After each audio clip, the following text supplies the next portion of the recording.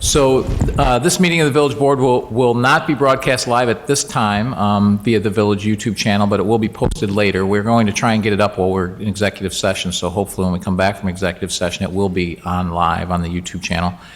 To discourage the gathering of large groups, the Village of Orland Park is incorporating new public comment options. Remote public comment instructions are as follows. During the Board of Trustees meeting, public comment will be accepted via email. If you would like to comment remotely, please follow the protocols below. Send comments via email to publicinfooffice@orlandpark.org. Email comments will be accepted after the start of the meeting, but before the non-scheduled citizens and visitors agenda item is closed. Each email comment will be read aloud by a member of the staff for up to 3 minutes, no longer. Emails received by publicinfooffice@orlandpark.org after the non-scheduled citizen and visitors agenda item has ended will not be read aloud or be included in the meeting record. Call the meeting to order. Call the roll. Trustee Fenton? Was that an aye? I don't think she heard you. Trustee Fenton? Maybe that's not on. She's trying to respond. Trustee Fenton? Here. Trustee Dodge? Here. Trustee Calandrello? Here. Trustee Healy? Here. Trustee Katsinas? Here. Trustee Malani? Here. Mayor Pico? Here. Please rise for the pledge. I pledge allegiance To the flag of the United States of America and to the republic for which it stands, one nation, under God, indivisible, with liberty and justice for all.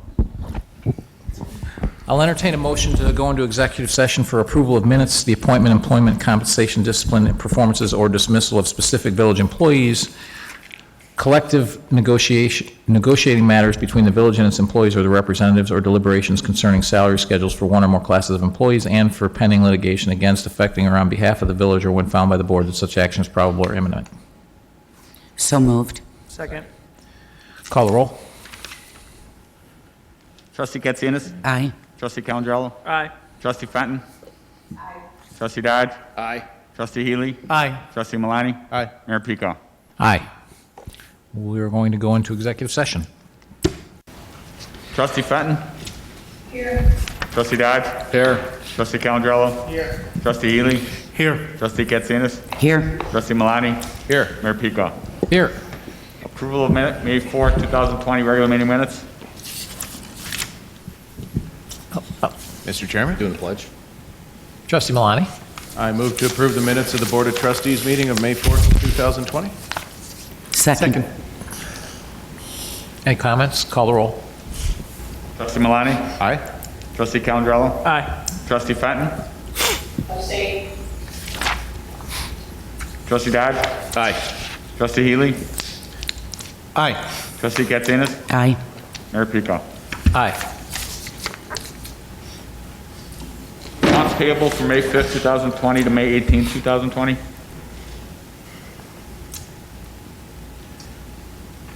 I'll entertain a motion to approve the accounts payable from May 5th, 2020 to May 18th, 2020 in the amount of $3,372,012.02. So moved. Second. Call the roll. Trustee Dodge? Aye. Trustee Healy? Aye. Trustee Fenton? Aye. Trustee Calandrello? Aye. Trustee Katsinas? Aye. Trustee Malani? Aye. Mayor Pico? Aye. Payroll for May 15th, 2020. Do we have a consent agenda?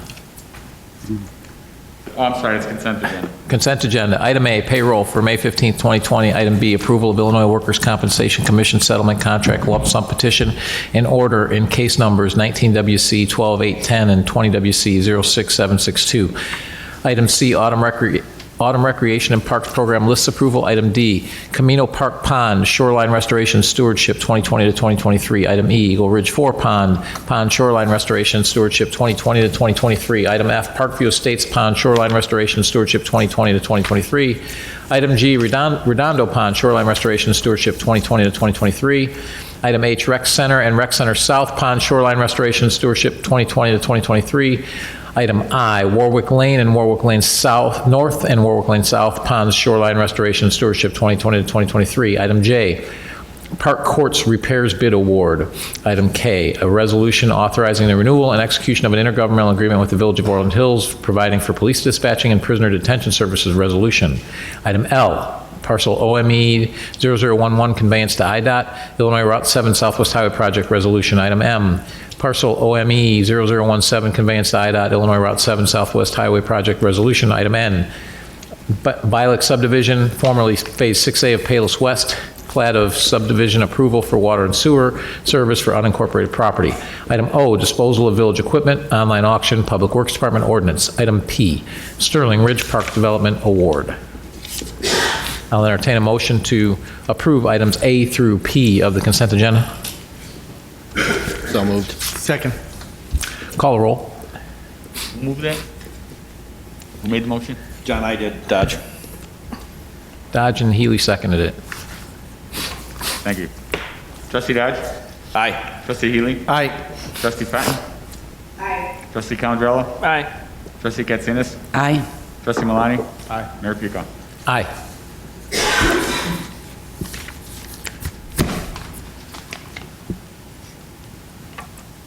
Resolution approving mental health collaboration program, sub-award, sub-recipient agreements, Village of Orland Park, Trinity Services Incorporated, Ann Wegerson, Christopher Keys, Martina Mihalikova. Mr. Chairman, Trustee Malani. resolution number, please. 2021. I move to pass Resolution 2021 entitled Resolution Approving Mental Health Collaboration Program Subaward / Subrecipient Agreements, Village of Orland Park, Trinity Services Incorporated, Annie Wegsrin, M.A., Christopher Keys, Ph.D., and Martina Mihalikova, M.A., and move to authorize the village manager or his designee to execute the agreement upon approval of the board. Second. Any questions or comments? Mr. Mayor, Trustee Katsinas. could we have the police chief just give us a little information on this, if you would, please?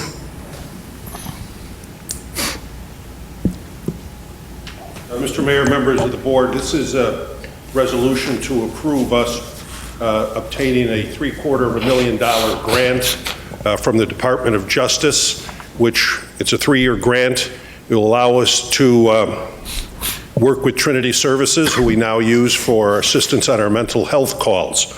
So we will be tracking in a very accurately our calls for service for those who are suffering from mental illness. It will allow our officers to actually leave the call, and Trinity Services will have an office open here in Orland Park, and assume there's no safety issue, they'll take over the call altogether. Now, they're going to provide us with tablets and other electronics so we can document every call that we have so that there's accurate data. This will not only be for calls which may be people suffering from mental illness, but also from substance abuse. It's also going to emphasize these issues with women in particular to track it from a female standpoint. This will be an Orland Park only grant in operation for the first year, but after that it will spread to approximately 7 or 8 surrounding suburbs to implement the same program. So we see it as while our CIT officers are trained to detect mental illness, we are not experts. We don't pretend that we're experts, but we have the training to be able to at least detect it. But in this case, we'll have professionals on the scene. What we always try to do is, if the person needs to be hospitalized, to try to make it a voluntary committal, because we know the results are always better on a voluntary committal versus involuntary. Having trained professionals there, we'll take that little bit stigma away of a uniformed police officer coming to your home at 3 o'clock in the morning. Somewhat intimidating, and sometimes it creates more stress than it need be when we can be there for only a short period of time, turn it over to a professional. If they need to be transported normally by fire department ambulance with a trained professional with them. So we have one of the finest CIT programs anywhere. We've been recognized by SAMHSA for having one of the best programs in the country, and we were brought to Washington, D.C. 2 years ago to highlight our program. So this is just a continuation of that program, and it's the attempt also is to divert these cases from arrest. In some cases, there's no alternative. There simply isn't. A crime, serious crime has been committed, but in many other cases, it's a minor event where someone is acting out in public and someone calls. Rather than an arrest take place, we bring the professionals. So this is a $750,000 grant, one of the largest the police department has ever received. And I think most importantly recognizes the professionalism of our CIT program and our officers. And I think it'll be, we hope it'll be hugely successful. We hope it'll be of great benefit to our residents, of those who have loved ones who might be suffering from mental illness or even substance abuse. So we're really pleased to partner with Trinity Services and other professionals in this endeavor for Orland Park alone for the first year, and then to bring in the other departments after that. So I think it'd be a great use of our resources and be a great help to the residents of Orland Park. Any Thanks, questions? Chief. Chief, wouldn't you say the call volumes for the type of services they're going to offer has increased in recent years? Yes, it has. It has for any number of reasons. Alcohol and drug abuse, in our view, has not lessened, and very often these type of issues are aggravated by alcohol and drug abuse. But I think we've also found that there is an awful lot of people suffering from mental illness that have never been treated or never even been called upon. And one of the programs that we've seemed to get an awful lot of accolades for is CIT, and how our officers handle it since we implemented this about 5 years ago. So I think this is only and hopefully just going to make this program better and provide a really great service for the residents of Orland Park.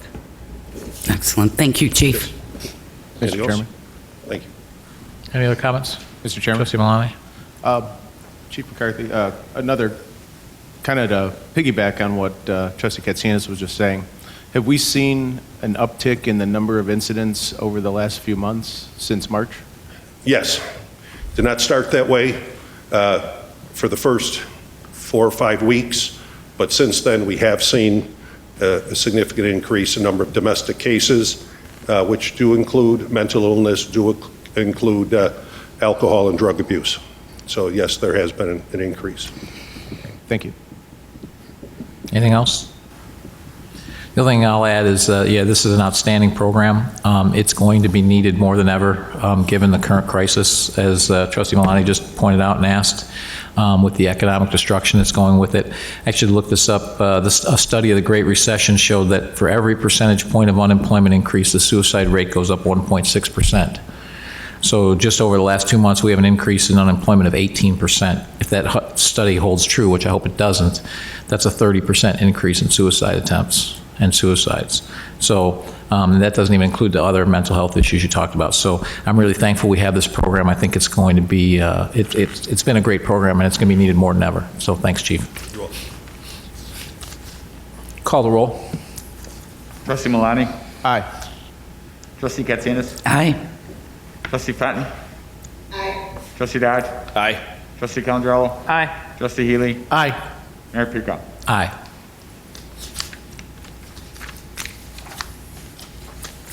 Rebuild Illinois, additional neighborhood road resurfacing. Mr. Chairman, Trustee Malani? I move to recommend proceeding forward with additional 2020 road resurfacing via the Rebuild Illinois Bond Fund process. Second. Any questions or comments? Mr. Chairman. Trustee Malani? Given the situation our state's in today, I think it's refreshing to hear that IDOT is continuing with this program and that we'll actually be receiving these funds, because an additional $3.7 million is something that'll definitely help us get caught up with our road programs, our planning, and actually a reduction of the village expenditures along the way. So I'm really glad to see this going through.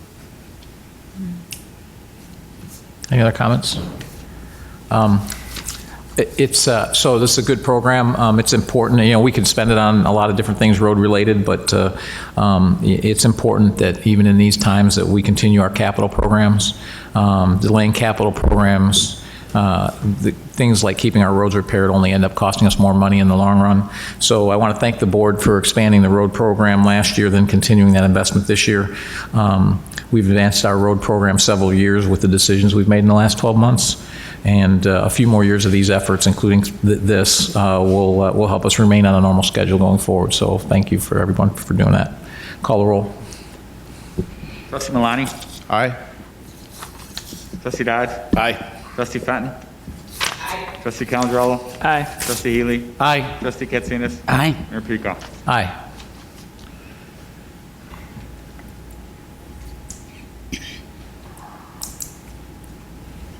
An ordinance amending Title VII of the Orland Park Village Code to provide support to restaurants in Orland Park during the COVID-19 pandemic. Mr. Chairman, Trustee Healy. could I have an ordinance number, John? 5513.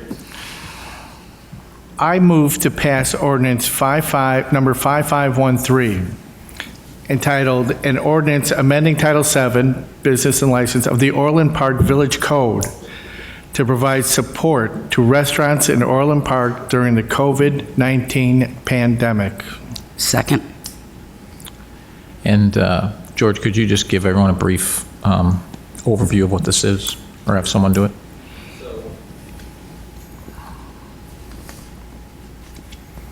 So this is another attempt to assist businesses once the pandemic actually ceases. Restaurants, when they do get to reopen for dine-in seating, will undoubtedly be at limited capacity. So if their inside capacity is limited, they're going to have additional parking in their parking lot. So what we're going to, with this program, the additional parking that's in the parking lot, we would make that outdoor seating. It's a permit process. It's a very simple one-page permit process that they would submit. We would turn it around very quickly. We would and then allow them for the next 90 days, if the board wants to extend it, to have the ability to have outdoor dining, and that also includes liquor sales and consumption. So it's basically what we would be doing is just expanding the footprint where they would have their restaurant. It's something that's being done in the states that have already started opening, and it's successful. It's going to also help. There's going to be a period where people are not going to feel like they're going to want to go inside of a building like a restaurant.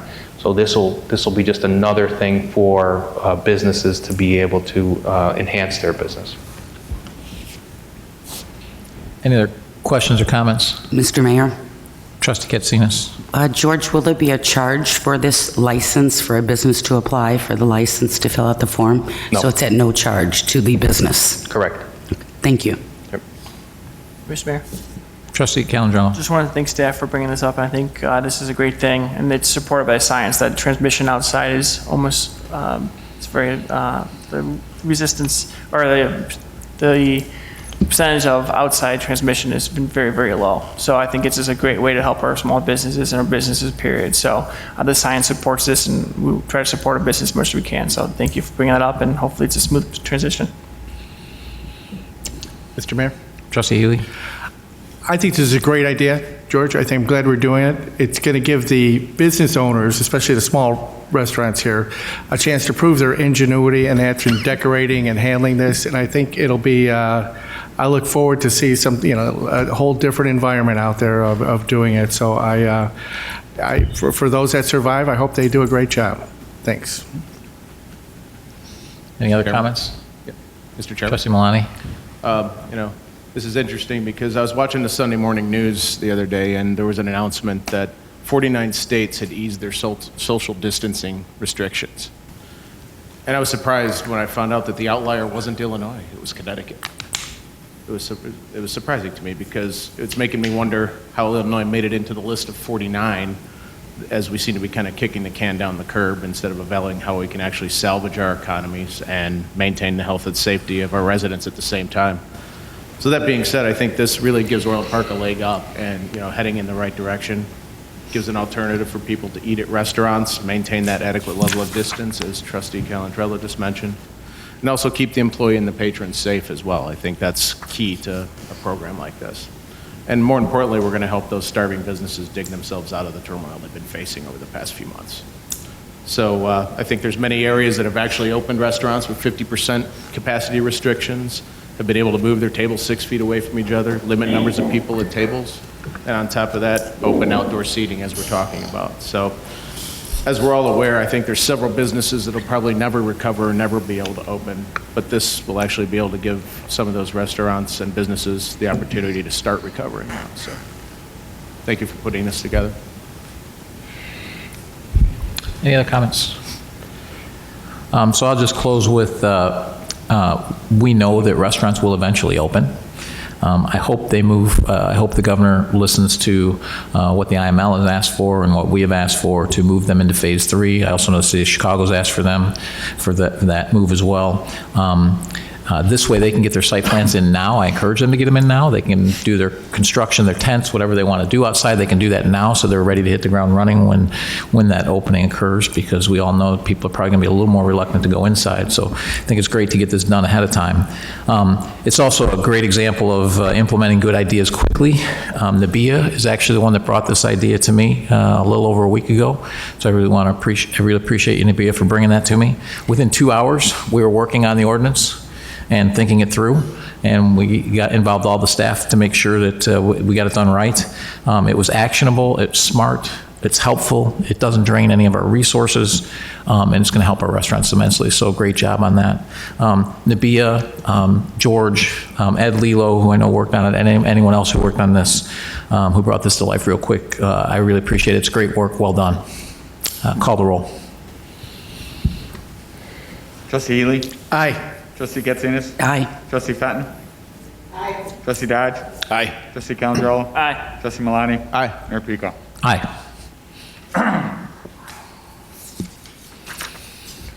Budget adjustments for second quarter 2020?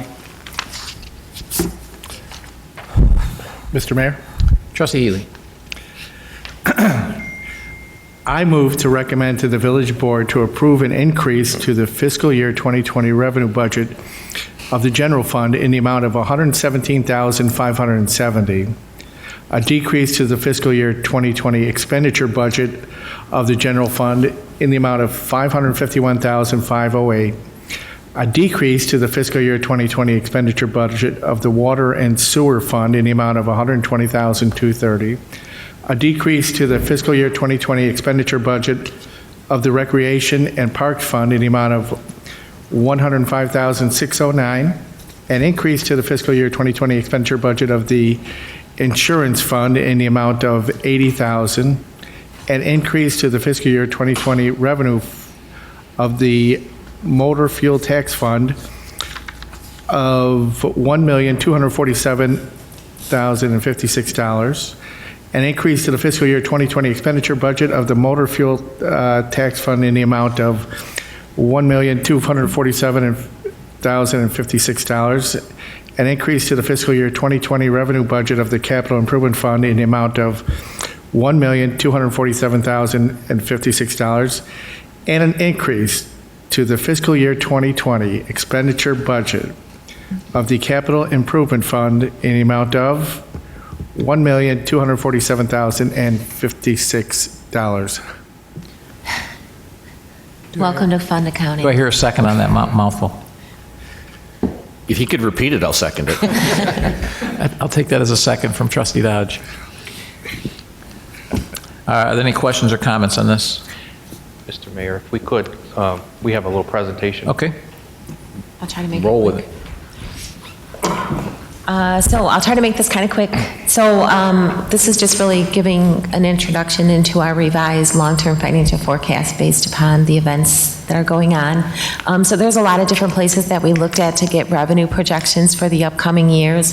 IML had published a good article, and they've updated it a few times I think the biggest thing you can see there is a survey of multiple states, anywhere between a 9 and 17% decrease in revenues overall. Using the Illinois-specific data, the governor issued a revenue forecast, and you can kind of see what's listed there. There's some pretty significant declines. Mel and Ifany, they come out with their report once a year. They happen to come out with it last Friday, and they're projecting about an 8.7% decrease, which is the largest decrease since 1988. Go ahead and flip. The Governor's Office of OMB, this one was pretty helpful because it actually goes into fiscal year 2021 because the state's fiscal year is going to start in July. So that helped us kind of understand not only what's going to happen to our revenues in 2020, but also in 2021. And I think the biggest items to kind of look at are down at the bottom. And not only do we talk about 2020 at the top, but down at the bottom, it shows even in 2021, we're going to see significant declines in income tax revenues as well as sales tax revenues. The sales tax is obviously the one that really harms us given the dependence we have on our sales tax revenue. So looking at all of those different sources, we came up with what we were going to use as our assumptions for the long-term financial forecast. Sales tax, I think if you were looking at your presentation, there was a typo, but we corrected it here. So in 2020, we're estimating it's going to go down about 12.4%. And when you think about what's been closed for 2 months in a row, it kind of makes sense. Our overall budget for sales tax is about $20 million. So it's going to be pretty significant. Income tax, we've kind of talked about already. We think that's going to not only decrease in 20, but also in 2021. 2021 maybe is going to not go down nearly as much because some of the taxes are just going to be deferred into 2021 as opposed to not collected at all. Motor fuel tax, obviously nobody was traveling around for a few months, so we're going to see a significant decline there. Use tax, most of the research out there was that it's going to be flat.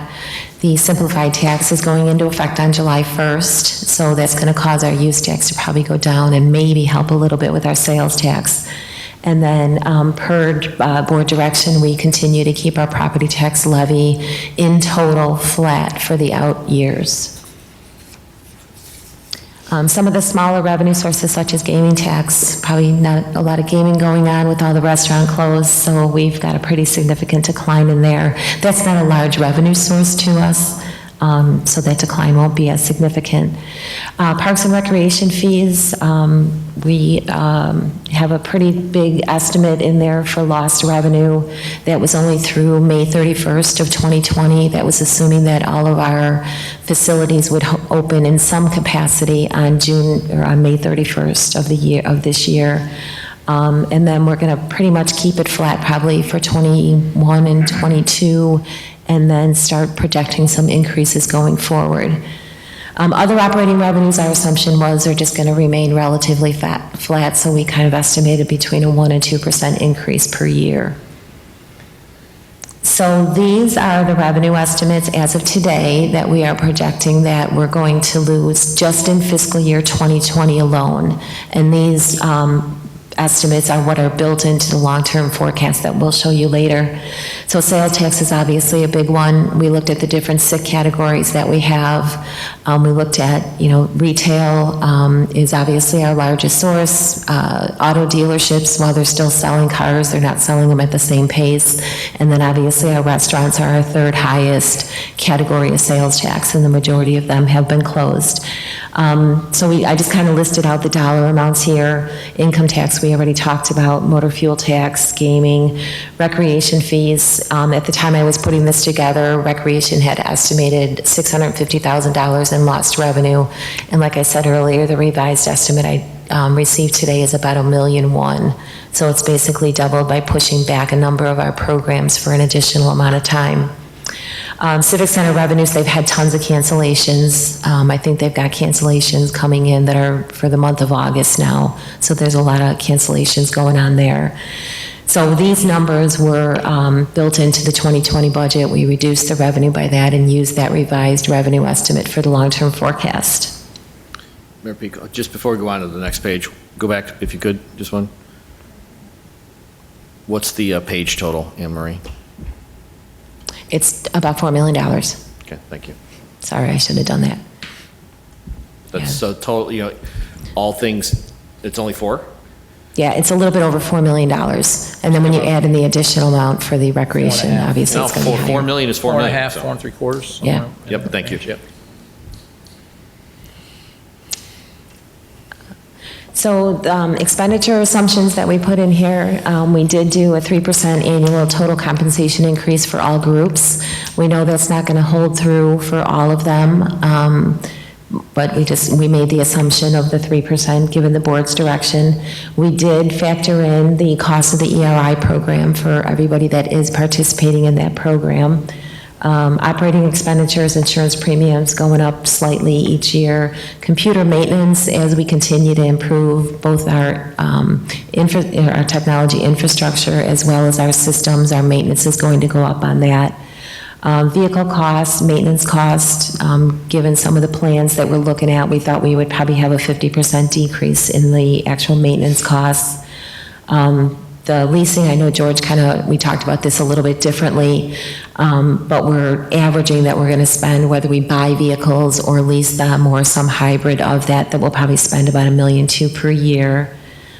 Technology improvements and operating capital improvements, we factored in about $1.2 million, given the age of our buildings and the amount of technology improvements that need to occur. So these are the different expenditure assumptions that were once again built into the long-term plan, or long-term forecast, I should say. Go ahead. So this talks a little bit about the budget adjustment that the board just approved. Increases in revenues as well as expenditures. I know there was a lot of duplicate numbers in there. That's all about fund accounting and interfund transfers. So the increase in the general fund is due to the civic contribution that's going to be made based upon our energy aggregation vendor. We've got a decrease in the general fund, water fund, and rec fund related to personnel changes, including department transfers, reclassifications, position eliminations, and furloughs. The increase in the insurance fund is due to anticipated additional unemployment claims. And then the bottom two are all related to the Rebuild Illinois funds that we're going to be receiving. You guys, we kind of already went through this, just a summary of the full-time staffing by year.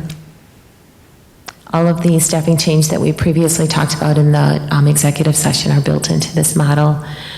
Other expenditure reductions, we also talked about this previously, so these are all built in. So then I just wanted to touch on our reserve policy. Trustee Dodge, I know you made a really good point that part of what we reserve is that rainy day fund. The way that the policy was approved by the board, I'm just going to kind of jump down to the bottom. There was a 5% contingency reserve, which was for exactly what James was just talking about, for that rainy day, for when you have unexpected significant changes in revenue or expenditures. And then the 15% was really meant to meet at, just excess cash flow needs of the village over time. So it's really, the 15 is what, in my opinion, as the outgoing finance director, that I would say that the board should leave there. That 5% that we talk about, the contingency reserve, is something that you would want to maybe dip into if you needed to help balance the budget for the upcoming years. So there's a couple of graphs. So this is where we are long-term forecast-wise, where we are today with the budget adjustments that the board has approved over the last few board meetings, as well as the budget adjustments that you approved tonight. This is where we are based upon all the assumptions that we just talked through. If you remember, as part of the budget process, the board's goal was to keep at that 20% if we were able to over the long term. So we kind of always looked at that 5-year span for keeping that 20%. So this, I think, is where we'll be if we do no additional expenditure reductions. So the board will be able to, the village will be able to approve a 2021 budget without making any significant changes. But then after that, when you get to 22, you see that significant dip. Go ahead, Dave. If we try, if we get another $1 million in additional expenditure cuts, and these cuts really would need to be made either now to affect the 2020 budget or as part of the 2021 budget cycle, it'll give us another year. So you'll be able to stay above that 20% through 2022. But then you see some pretty significant dips because our revenues just are not keeping up with our expenditures. You're using that reserve and then you don't have it in the next year to help fund your budget.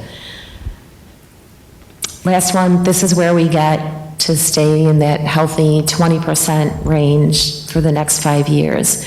Like I said, that 5% that's what it's there for. Just keep in mind that your fund balance reserve policy helps you get that strong bond rating, helps you stay liquid, helps you manage these types of catastrophes that can happen. If we didn't do this all these years and maintain this balance, we wouldn't have it here to help us get through this. So just something to think about. So that's the end. If there's any questions, we just wanted to kind of talk about the magnitude of what we need to do if we want to kind of stay at that level for a number of years. Mayor Pico? Thank you. Trustee Dodge? Just, thanks, right? I mean, we have to have these conversations because this is, It is what it is. yeah, it is. And, you know, we've been in the position we've been in financially in terms of our strength because of the strength of retail. Retail is an industry that was challenged. It's now doubly challenged because of the pandemic, let alone just the entire economy. So knock on wood, we can all quickly get back on a path to a new normal. So thank you for the details and the numbers, and I appreciate hearing the absolute number we don't want to go below is 15. So we've got a bit of, if you will, in my terms, not yours, a 5% rainy day fund, so to speak, to be financially healthy. Any other comments? So I have a few comments so the residents understand a lot of these budget amendments too are related to 141 furloughs that the village must make given the current fiscal times. The economic calamity that we're faced with is very, very real. Every day that we meet the metrics, which we've been meeting, and you're going to see that in a minute, that have been given us by the state, but we delay opening, is going to just make this worse. Unlike the state and the county, who they're both broke, and they were likely both broke and bankrupt before COVID-19 even hit. They've stopped really paying anyone. Well, they haven't stopped paying any of their employees, and we're furloughing people, and their employees aren't even working. They've closed most of their offices, but yet they're still paying people. They don't seem to be worried about their fiscal responsibility, so that's a bit concerning. They've threatened the village with withholding money that's designated for municipalities. I was on a phone call last night that included the state Senate president, who pointed out that the state has received over $3 billion in funding from the federal government. $800 million of that is dedicated to municipalities outside of the city of Chicago because they get their own money. Cook County also received $500 million dedicated for its municipalities other than Chicago because, again, they get their direct funding. We haven't seen any of that, neither from the county or from the state. And again, last week, the municipalities and government agencies were threatened again to withhold these funds if we don't comply with their orders. It's positively Orwellian. Our share of this federal funding, just broad strokes, is approximately $5 million. That's a pretty big hole that would help us fill. That's the federal government. It's not coming from the state. It's not coming from the county. It's coming from the feds, and it's dedicated to us. So that's about $5 million that's being withheld from us. They have it, and we're not seeing it. That would help us keep our services, help us keep our employees, help us get through some of this time. So hopefully, eventually, they get us the money, but so far they've been inept and fiscally irresponsible, and hopefully that improves. The village, however, in the last couple of years, and I want to thank the board and the previous board, we've made about 5% cut in our full-time staff, as you saw. In the last couple of years, we've also cut about 7.5% out of our operating budget. That's really helped us get through this time. It still hurts, as you see. It hurts a lot, bless you. Thank you. I went that way, it's fine. So it really does hurt at this time, but we're able to absorb it largely because of what we've done. There are other municipalities that are not nearly as fortunate. So thanks to the previous board, thanks to this board for making those decisions. We have fiscal responsibilities we have to address. The continued inaction and ineffectiveness of the state really leaves us no choice but to address these things now. We hope that these actions are short-term.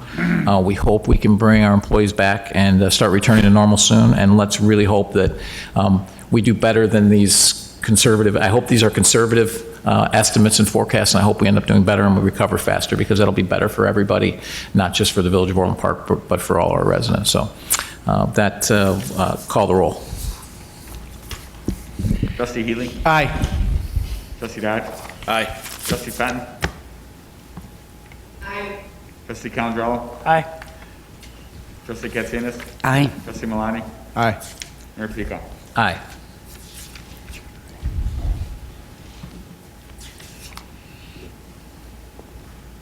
Resolution concerning the Village of Orland Park response to the economic emergency that has resulted from Governor Pritzker's stay-at-home executive orders. Mr. Mayor? Trustee Katsinas. John, may I have a resolution number, please? 2022.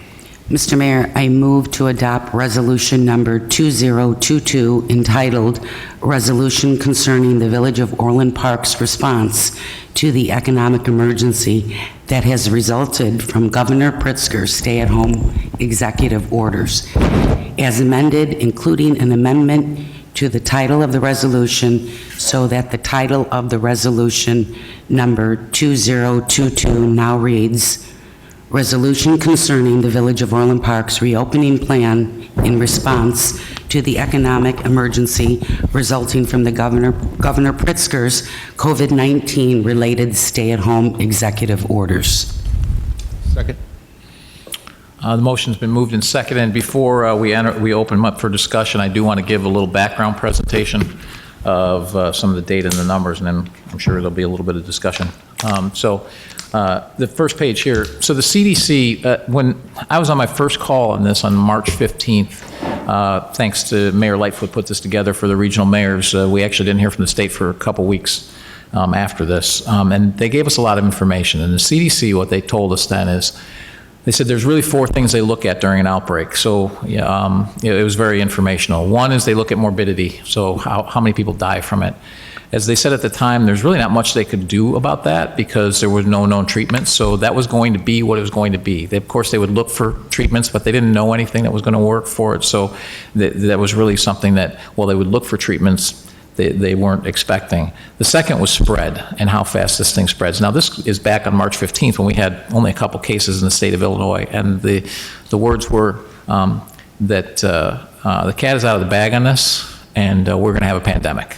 So that was back on March 15th. I know it wasn't declared a pandemic by the WHO for several weeks after that, but they said at that point they knew it was out of Wuhan. It was there was no way, the way this was spreading, it was not going to be a pandemic. So they said they were really focused on the last two levers, which is protecting the healthcare system and balancing that against the economic damage that those any actions you take cause. So protecting the healthcare system, we all have heard this over and over again for the last 2 months. It's flattening the curve. So that's what protecting the healthcare system is. And what does that mean? I think a lot of people misunderstand what that means. It doesn't mean that you're going to have less cases. It means you're going to have less cases at one time.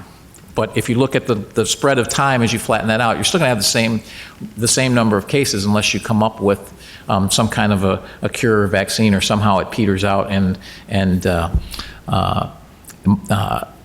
mutates into something else and doesn't spread as much. So the idea is to spread that out. And the reason you're doing that is because you don't want the healthcare system to be overwhelmed. Because what they're concerned about is getting so many people to come into the healthcare system that people that would otherwise live from this, if they were treated for their symptoms, don't live. So because they just can't get into the healthcare system. So that's the idea behind flattening this out. It's not to prevent deaths. It's, as the CDC put it, it's to prevent preventable deaths. So that's really what they're focused on with this. And so we've done a great job doing that. It's come at great cost to the economy. Again, the goal was preventable deaths. We have done that. So, as you know, other states have been opened up for several weeks with no significant issues. These are the ones that I could get relatively quickly, get and that's not, I'm sorry, that's not hospitalized by report date, that's actually number of cases. So I apologize for the header on that, that's incorrect. But as you can see, Indiana's been a little bit, it's been flat the last 2 weeks. Actually, it's down from where it was 2 weeks ago when it opened. But you know, so they're monitoring that closely. You can see Iowa's done the same thing. It's dropped and then kind of leveled off. And then Georgia has continued to see a decline. We're not going to see a giant decline to zero here when we reopen. The CDC is not expecting that. No one's expecting it. What they want to see is something like this, something that's manageable. The healthcare system still does not get overrun. So then you can move to the next phase and the next phase. And we're fully open. We may still see a curve like this because the healthcare system can absorb that. That's the key. So this is not about going to zero cases, and people that think that it is, that's just not what this is about. Because the whole time we stay closed, we continue to damage our economy. As we all know, we just saw all the numbers. It's affecting the village. It's affecting some of our residents. They're unemployed, et cetera. So the goal as you reopen is not to bring it to zero cases. It's to keep it flat or slightly declining so that we're not seeing a spike. And so far, Indiana, Iowa, and Georgia have seen that. Go ahead and flip to the next page. So the governor has indicated that there are four different regions. He's used the 11 emergency management regions, and he's combined them into 4 separate regions. This is where the majority of the state, in fact, the entire state, except for the city of Chicago, is not happy with breaking it into 4 regions, because what it does for us in our regions, it ties Chicago into our region. So for us to advance to the next phase, Chicago has to figure out what they're doing. And Chicago right now has 21% of our state's population approximately, and it's got 39% of our cases and our deaths. So Chicago was the one laggard of meeting all the metrics. Everyone else was meeting it, and especially the people downstate. A lot of those counties don't even have a case. And so they're obviously very upset with everything being held back. It does make sense to go into regions. I think the IML has asked for that to be in the emergency regions, which are the 11 different regions, which would put us outside of the city of Chicago. So that's one of the things that we've asked for. If you move on to go to the website. So we're going to show you now the metrics. So these are the metrics currently. Every region, so this is our region, we meet every metric the governor has set forth to move forward to the next step. This is the governor's metrics, the IDPH site. Flip down a little bit. So there's the rest of the metrics. So we meet them all. If you keep rolling down, the entire state meets them all. So keep scrolling down. So the entire state meets this, and that includes the city of Chicago. So again, the metrics are met, and back to the impact on the economy that this is having, every day that we delay, when we've met the metrics, it's that much slower till we return to normal. Because we know when we open, we're not going to see a rush of people. So that first week, 2 weeks, we're seeing it in Georgia, Florida. You know, there's a slight uptick in activity, but it's not everyone rushing back. So that's going to take some time. So the sooner we can do this, the better. Flip to the next page. The slides, yeah.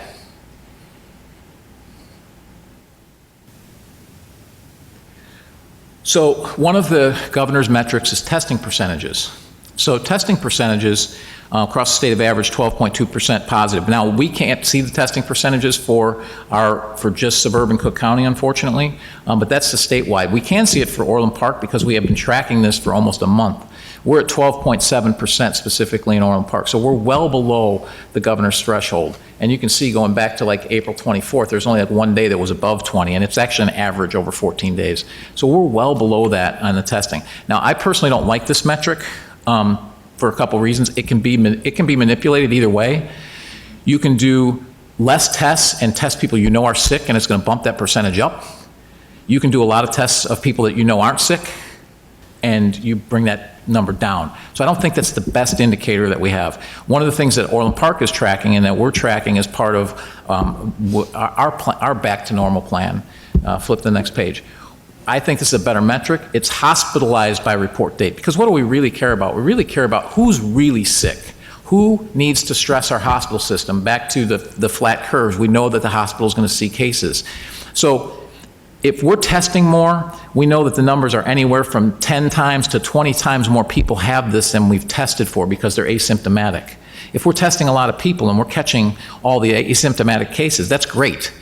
But that's going to show a lot of cases. But they're not going to end up in the hospital. It's going to drive that hospital rate way down. And as long as the hospital's not being overrun, that's the key thing. So this is a 7-day moving average of the hospitalized by date. And you can see, and this is for suburban Cook County, so it takes out Chicago, but it includes all the other suburbs, except for a couple that have their own health departments. So if you look back to the beginning of the month, we're in a steady decline. We're less than half of what we were at the beginning of the month. And if you look back a week prior to that, it was, higher still. So we're down, a third of what we were 3 weeks ago. So we are in a steady decline on that. So that's good news. That's exactly where we want to be. So flip to the next page. So another one of the governor's metrics is ICU bed and ventilator beds being stable or declining. So that's so it's a little bit subjective on that. But if you look across the state of Illinois, and this holds true in our region as well, but we just can't see the data. We just can talk to the hospitals and get the feel for it because we don't get this data reported to us. If you look at the beds, it's stayed very stable and slightly declining. We did have a spike here earlier, like 2 days ago, but that may be an anomaly in reporting because everything else is definitely going down. Flip the next page. So another one of the governor's metrics is that we have to stay above 14% ICU bed and ventilator bed availability. And that makes sense because we don't want the hospital system to be overtaxed. So we want to keep watching that as we open up. As you can see, ICU beds and ventilators have met this threshold for over 3 weeks. That's how long it's been being reported. So it's probably a month that this, or more, that this has been good. In fact, there was only maybe 2 or 3 days that this really became a problem, and that was when the Stateville prisoners were dumped out into St. Joe's Hospital in Joliet. When that happened, it taxed our system for a few days until the National Guard got put up some tents and some medical facilities at Stateville, and then we returned to normal. So as you can see, ventilators actually, there's so many ventilators that they've stopped reporting it on some of our reports that we get because there's so many of them. So it's not really an issue. So at the end of the day here, we meet all of the metrics. It's time for us to move to the next phase.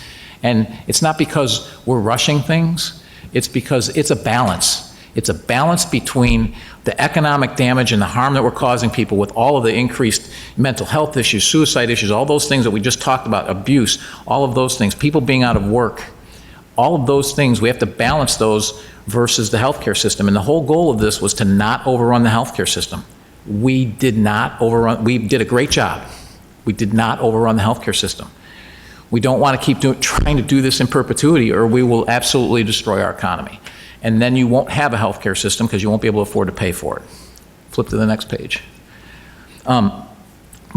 Here's the big failure of the state. And we're not the only state that failed in this, but a lot of states did. Long-term care facilities represent 49% of the deaths in the state of Illinois. In Orland Park, they're 100% of our deaths. So we have 25 deaths. They are all in long-term care facilities, according to the IDPH website. This is the thing about long-term care facilities. The state is solely responsible for the oversight of those. It's not us. It's the state that's responsible for this. So if you think back, there was a tragedy with the Legionnaire's disease in Quincy. 13 people died. We heard about it for 15 months, and it was a tragedy and needed to be fixed, no question about it. This is 2,000 people. 2,000 people. And we're not getting nearly the coverage that we should in this. This is a travesty. Flip to the next page. So we know that I don't think anyone's shocked by this. The people over 60 are the targets of this disease. The disease really does a lot of devastation to people who are older. The CDC, now they report it from 55 and up, so that if 55 to 64, 65 to 74, so it's a little bit different. But 92% of all deaths are over the age of 55 for COVID. And that's actually not through 5/2, that's through 5/13. So that's through just a few days ago. So that number's held pretty steady, and I don't think it's going to change a lot. Go to the next page.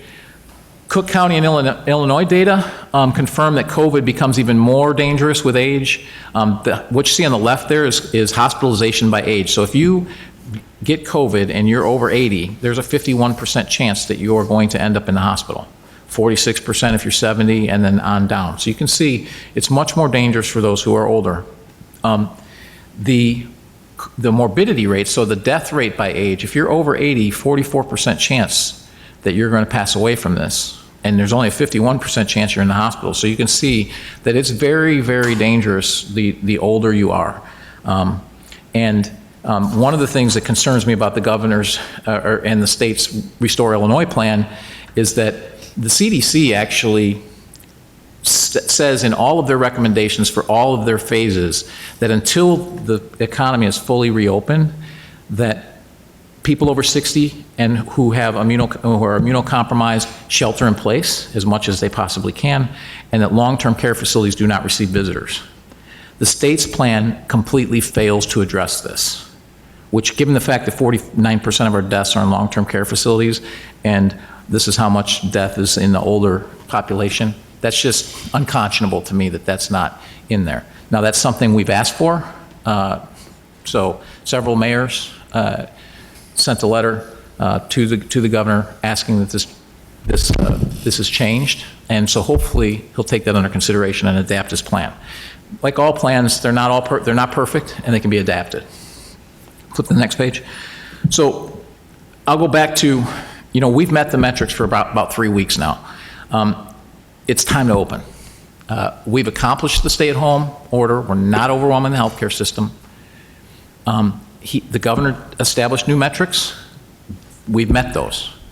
Other states have started opening. They haven't seen significant case increases, if any. We've got to keep watching that. If we see places where they're spiking, it looked like Florida might be creeping up a little bit. We got to see why. Where are those tied to? What's causing it? Maybe there's something different that we have to open in a different way. Nursing homes represent almost half the deaths in Illinois in all of Orland Parks. And this virus is significantly more dangerous to people who are older. And the state has failed its vulnerable citizens, and the plan ignores them and fails them again. I can tell you that our plan that we've put together, we emphasize this very action, and you're going to hear more tonight. We're going to talk about the resolution, but part of that resolution is to direct staff to look at every option we have available to us to try to regulate the long-term care facilities as much as we can. It's not something that municipalities typically do, but maybe there's some things we can do. So we're gonna really dig deep on that to try and figure out what that is. With that, I'll open it up to comments, but I wanted to give everybody the background data and the background information that was up to date.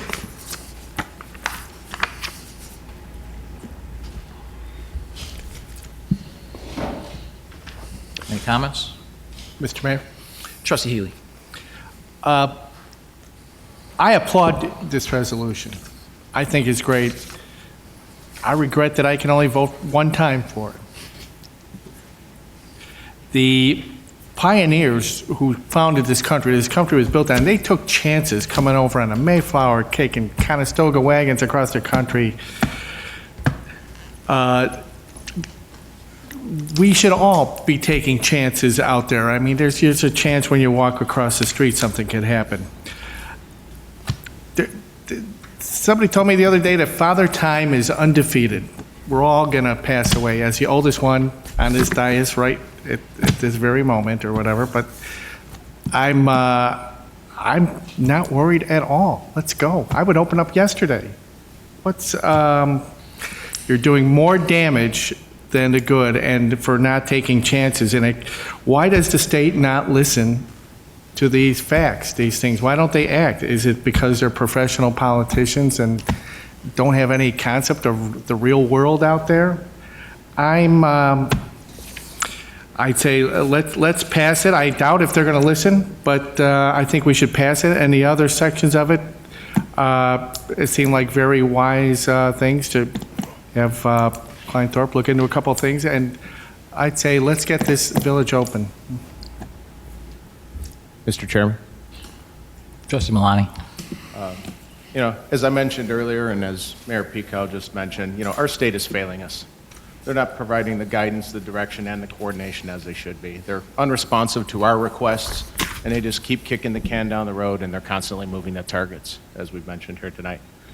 I read a news article from WTTW on, it was May 17th from Amanda Vinicki, and I'm using that because I'm probably going to quote a lot of this. Basically says, our governor has recently put a tiered plan into place to penalize any businesses that open in defiance of his stay-at-home order. While Pritzker's executive order requires restaurants, salons, and gyms to remain closed on-site patrons due to COVID-19, the rule change codifies it under the IDPH regulations, violators of which can be charged with a Class A misdemeanor. Misdemeanors in this category are between $75 and $2,500, just for opening your doors. He's also threatened other counties. Counties that try to open in defiance will not be reimbursed by FEMA for the damage they caused themselves. So let's take away the federal money that they deserve. Local law enforcement and the Illinois State Police can and will take action. Pritzker also said on Wednesday that businesses and individual professionals that are licensed by state agencies can be held accountable for defying public health orders. Law enforcement has made a point of taking an incremental approach, focused first on communication and encouraging compliance. Should that not work, law enforcement has the option to issue a cease and desist order. But if business owners continue to refuse, the next steps would be to issue a closure order, meaning the establishment would have to shut down completely, including their curbside and delivery orders, and possibly pull an establishment's liquor license. Illinois House Republican leader Jim Durkin responded to this, saying, these rules are a legal overreach and beyond the scope of the governor's authority. It will be a dark day in Illinois when we charge small businesses with a jailable crime for salvaging their livelihoods. Now, I've been actively tracking the analytics and the data from multiple sources during this time, from Johns Hopkins University, the IDPH, Cook County Department of Public Health, and the Will County Health Department. I've been on several of the governor's calls, and I've been on several of Will County's emergency management and health department calls. And I've watched this data, and it's hard to argue with the facts. Our mayor has been providing those facts in his video updates, and as we just saw here tonight. This evidence shows that we're exceeding the governor's benchmarks. However, no changes are being made to the plan. Plans are not set in stone, and they can adapt to situations. If plans do not adapt, they usually fail. Our staff put together a great plan for reopening, and I would like to see it implemented. However, I think this resolution is a good approach for now. If the legislator cannot persuade the governor to make changes to his plan, maybe legal action may help change his mind. Thank you. Mayor Peacock? Trustee Dodge? So just a couple of broad comments, three different key pieces I'd like to touch on. So one, I'd like to make sure that everyone understands, one, thank you for letting all of us have some input to this. And like any types of resolution or ordinance, we all have our disagreements with individual parts of this. But I want to make it very clear, like we did a recent ordinance, we're asking the executive branch and the legislative branch of the state of Illinois to come together and give us a more flexible plan so that we can get the economy moving again, comma, and this is important, paying attention to the data, the science, and the modeling and the actual experience of what we've seen in Illinois and our nearby states, and broadly, these all across the states of America. So one, thank you, right? Appreciate the input. It's a tough situation on everybody. This is a way that democracies work, right? It's our God-given right as Americans to disagree with our government and speak up about it. I'm pretty sure the First Amendment's a pretty important one. But two, I wanted, with the forbearance of the board, to read what I think are some really important points in this resolution. And I do this to try and make sure that everybody who was watching this or sees this or sees the Orland Park Board acting, they understand what we're doing and what our intent is. So as Trustee Milani said, we're all looking at what's publicly available in the data and the science and the modeling. And Mayor Peacock, you touched on this. The challenges with COVID-19 are heavily concentrated with older citizens that have serious comorbidities. The data could not be more clear. The data could not be more clear from these United States, let alone a number of countries around the world. So we all strongly encourage you, the individual, to take extra precaution. And if you are in advanced years and you do have underlying health conditions, to stay vigilant, take the extra measures to protect yourself, including extending your own isolation, self-isolation, maintaining that social distancing, and unfailingly track the CDC guidelines until effective treatments, and there's hope, but nothing's necessarily scientifically proven yet, while we're all waiting for vaccines to be developed. So that's an important piece. A second one, is as you look at the actual infection rates of this thing, it looks a lot like what the pandemic researchers have known for many years. We just didn't know this particular virus is going to come up and do what it was going to do. And so what's happening around the world is the initial models, which are now been proven not to have been terribly well built or terribly well thought through, are flat out wrong in terms of their worst case scenario. The challenge for us as a nation and as a world is many of the initial emergency orders, not just Illinois, but everywhere, were predicated on that worst case model because, yeah, models can be useful, but I also know from my experience that they're often wrong, and we haven't altered the plans and adapted to the new science and adapted to the new data, and that's what my support for this resolution basically is seeking to get from the state. And then a third piece that I'd like to make is for all the people who are hearing the voice of Orland Park and what we're trying to do and what we're not trying to do, you know, you have to act as an individual. Into and of yourself, as a family member, as a business owner with workers or people that you care about, it's incumbent on you, the individual. We're in this together to maintain and follow those CDC guidelines and then protect the people you love and the people you're in contact with as part of your daily life.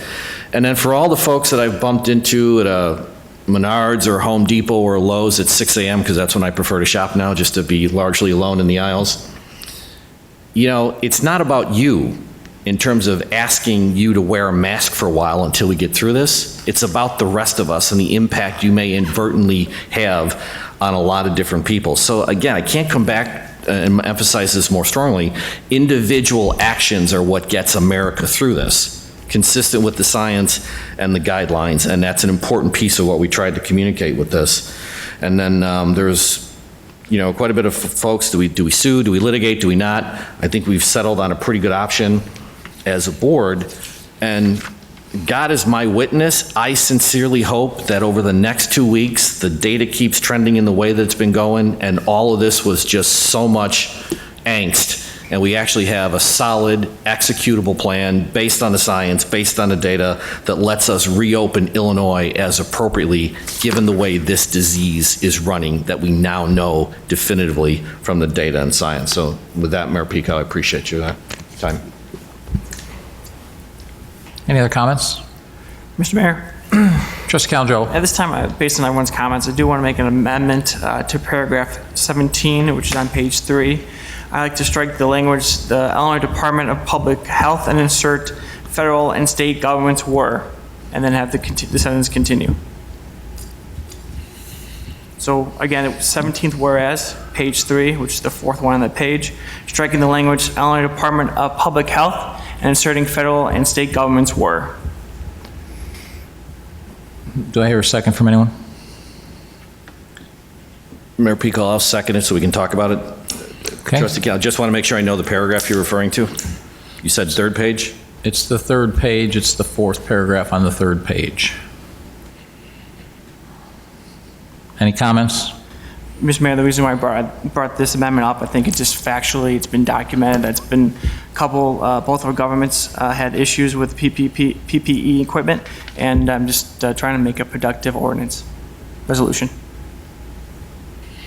Any other comments?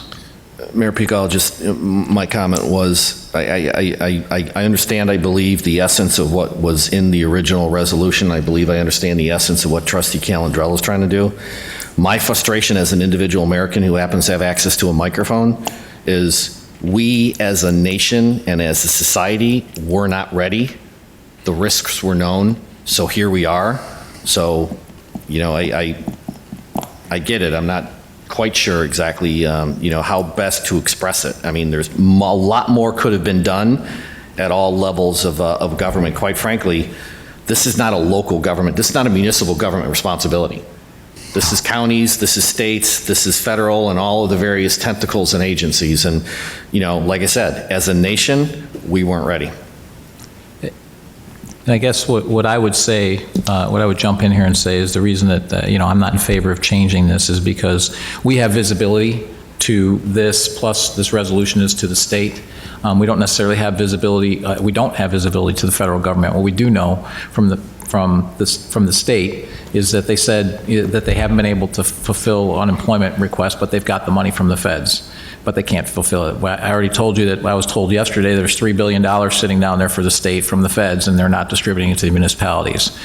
I know that that IDPH is responsible for having masks for our first responders in a case of an emergency, and they didn't have any.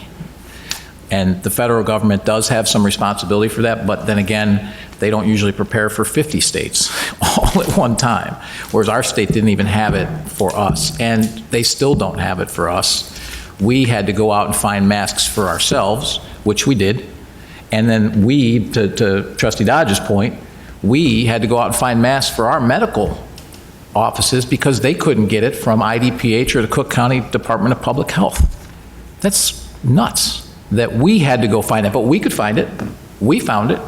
Why couldn't the state find it? And why couldn't IDPH? They don't have a, you know, that's one of their key responsibilities, and they completely dropped the ball on this. So that's why I'd like to see it just stay IDPH, because I think it specifically calls out the agency that specifically is directly impacting the Village of Orland Park. So I would not support that amendment for that reason. Not because I don't understand your frustration, because I certainly do. But just because in this resolution, I think the IDPH is the right, is the right language.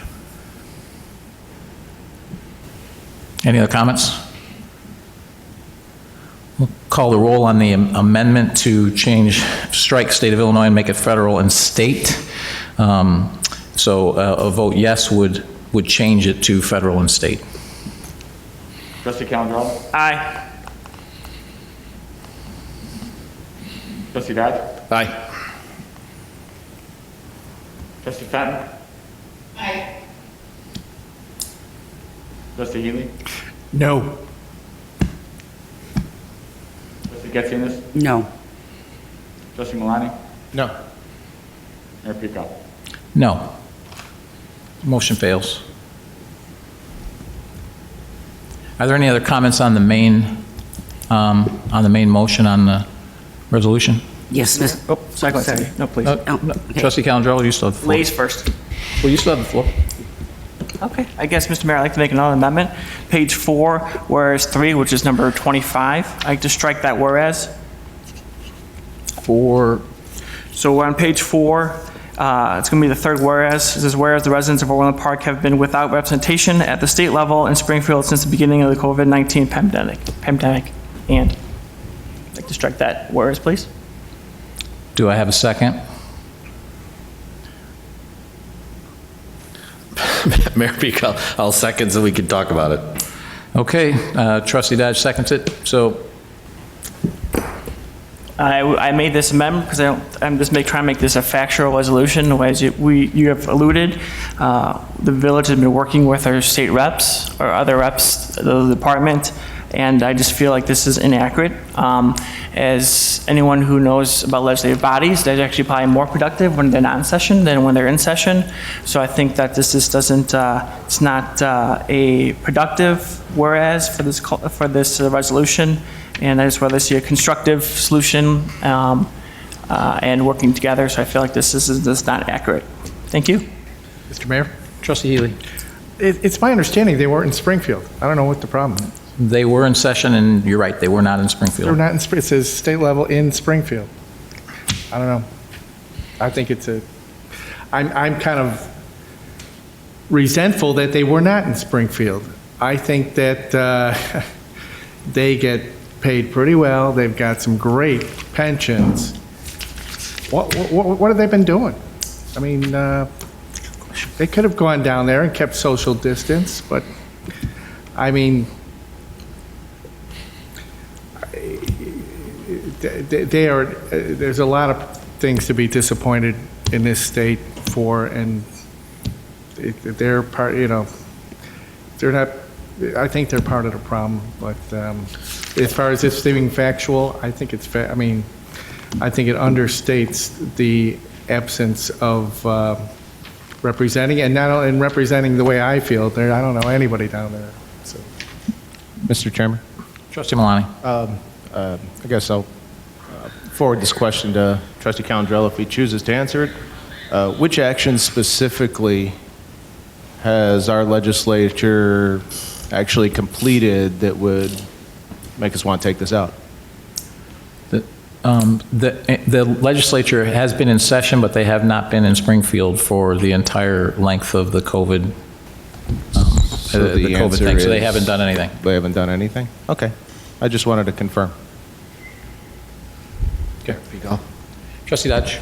So the reason I seconded so we could have this conversation is my operating assumption is our state legislators are working in some way, shape, or form. I would have preferred, as a citizen of this great state, that they had found a way to be actively in session, much like what we did in the U.S. Senate and the U.S. House. It's the reason why I seconded, so we could have that conversation, because I wanted to make that point. So to the extent that we say, you know, we can modify that or say you should have been in session, you know, that's the spirit of this is, you know, all three branches need to work the problem. And that's what I haven't really seen as a individual resident. Mr. Chairman? Trustee Malani? One other comment to piggyback on what Trustee Dodge is saying here. But it seems that we were able to find out a way to continue running our government at the local level, like we are today. How can we not figure out how to run a state? Mr. Mayor? Trustee Calendrell? I think that if you ask any of our legislators, the committee meetings, phone calls, running the state has happened. Now, if they're physically not, their butts are not on the seat, doesn't mean that they're not actively working. To answer your question, that was asked to me that I wasn't able to answer, but to answer, that's what legislators do. They work both in Springfield and out of Springfield. I just think that if you believe this is factual, it's still unproductive. So. And that's just why I made the amendment. Mr. Mayor? Trustee Healy? From what Jim said, reminded me that this will not be another chapter in profiles in courage. These people, it would have been nice to show some courage from our leaders.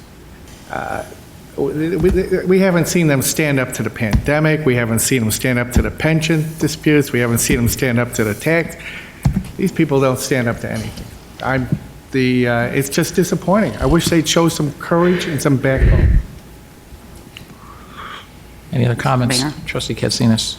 And I think the public perception of the absence, even though they might have been working at home, is that I think a lot of people, you know, that I've spoken to think the governor was acting solo. They didn't feel like they were represented, you know, because of absence. We didn't see them on the news. We didn't have the check and balances. So I think that, you know, I think this is accurate because I think that is an issue. They weren't front and center. They weren't out there. They could have been working, you know, you work even though you're not sitting at your desk, just about everybody else does, but such a public figure.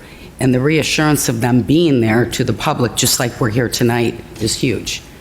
So, thank you. Any other comments? So my comment on that is, so I've been here, George's been here every day, and we've been working, and I can tell you that the legislators have been AWOL. That's the bottom line. I mean, I think we have one legislator who has been sending us some emails, keeping us in the loop that way. He did host one phone call, so we did have one legislator do that. We had another legislator who's not ours, who participated in 2 phone calls with me. That's since March 5th. Our other legislators they've been AWOL. They haven't been doing their job. They're in session. They haven't been in session. They need to be in session. So that's my position on this. With that, call the roll for amending the striking the whereas that the residents of Village of Orland Park have been without representation at the state level of Springfield since the beginning of the COVID-19 pandemic. Trustee Calhoun. Aye. Trustee Dodge. Aye. Trustee Fenton. I, Trustee Healy. No. Trustee Katsinas. No. Trustee Malani. No. Mayor Peacock.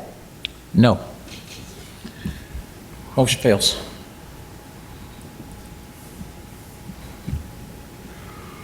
Any other comments? Trustee Katsinas, you had something for the main. I'm sorry. Did you have anything else, Trustee Calhoun, for the main motion? Not at this moment. Oh, Trustee Katsinas. First of all, I want to say thank you to staff and thank you to the mayor who's been out in front, giving residents not only of our community but other communities a lot of information that was lacking from their own leaders. So I thank you, Mr. Mayor, for doing that with your facts and also the village staff who helped back it up.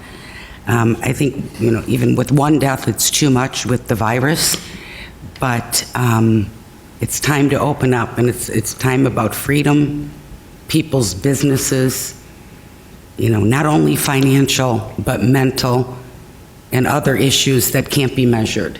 So unfortunately, I've spoken to a lot of people who own businesses in this town, and there is a balance. You have to be respectful of people who have a fear, who are immune suppressed, and who have a deep concern about the virus. My husband is immune suppressed, and it definitely fits the categories here. So I'm very well aware of what I have to do and what I can't do. But that's a decision I have to make. I think looking at the facts and figures we were showing tonight, I think people have to make a decision for themselves, but they have to be allowed to make that decision. The government can't make it for you. Allow people to open up their businesses using precautions. And then it's up to the patrons to decide how you're going to handle it. But we have to be able, that's what our country was founded on, having the ability to make what's the right decision for each individual depending on your circumstances. So again, thank you, Mr. Mayor. Thank you, staff. The YouTubes, the information has been outstanding. I fielded several calls. They want you in Homer Glen, but you're not going there, so thank you. Mayor Peacock. Trustee Dodge. As we get ready to vote for this, my sincere hope is that the people of Orland Park read what's in this ordinance, listen to this conversation to understand the intent and what we're trying to get to, and if there's questions or concerns, send them to the board. Any other comments? Trustee Fenton. it's very hard to hear what most of the board members had to say, but I just wanted to, and you and I did speak in length today about this resolution. So just a few comments that one of the reasons that I will support this evening is that one of the main concerns I had was that the fact that the original one had that we were going to government, the governor, whatever, and that was taken out, and now the staff and people will look into the situation, which makes a huge difference. Although I didn't have COVID-19 when I was hospitalized, I was tested 4 times, and I was down at Rush in the thick of things, and I know how serious this is and how serious it is to our community, but also we have to look at, as Tina just said, as far as small businesses and the statistics that were brought forth in all the presentations this evening. So I think what the resolution is saying is that our legislators need to look at, number one, how the regions were broken up, which was not fair, which should have been welcome to the city to follow. And everyone needs to think about this. Many comments were made about the older population. And yes, the older population is the most vulnerable, but yet some children have been getting it lately too. There again, it all goes back to best practice, social distancing, CDC requirements that we're opening up businesses. And if people think before they do, I think everything can work out to the benefit of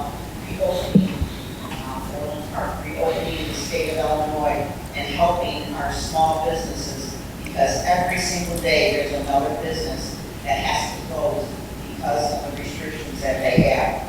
So that's what I have to say as far as supporting this for this evening. Thank you. Any other comments? Mr. Mayor, Trustee Calandrello? based on Trustee Fenton's comments, I do like to make propose one more amendment, striking the 38th whereas, which is the last whereas on page 4. Do I hear a second?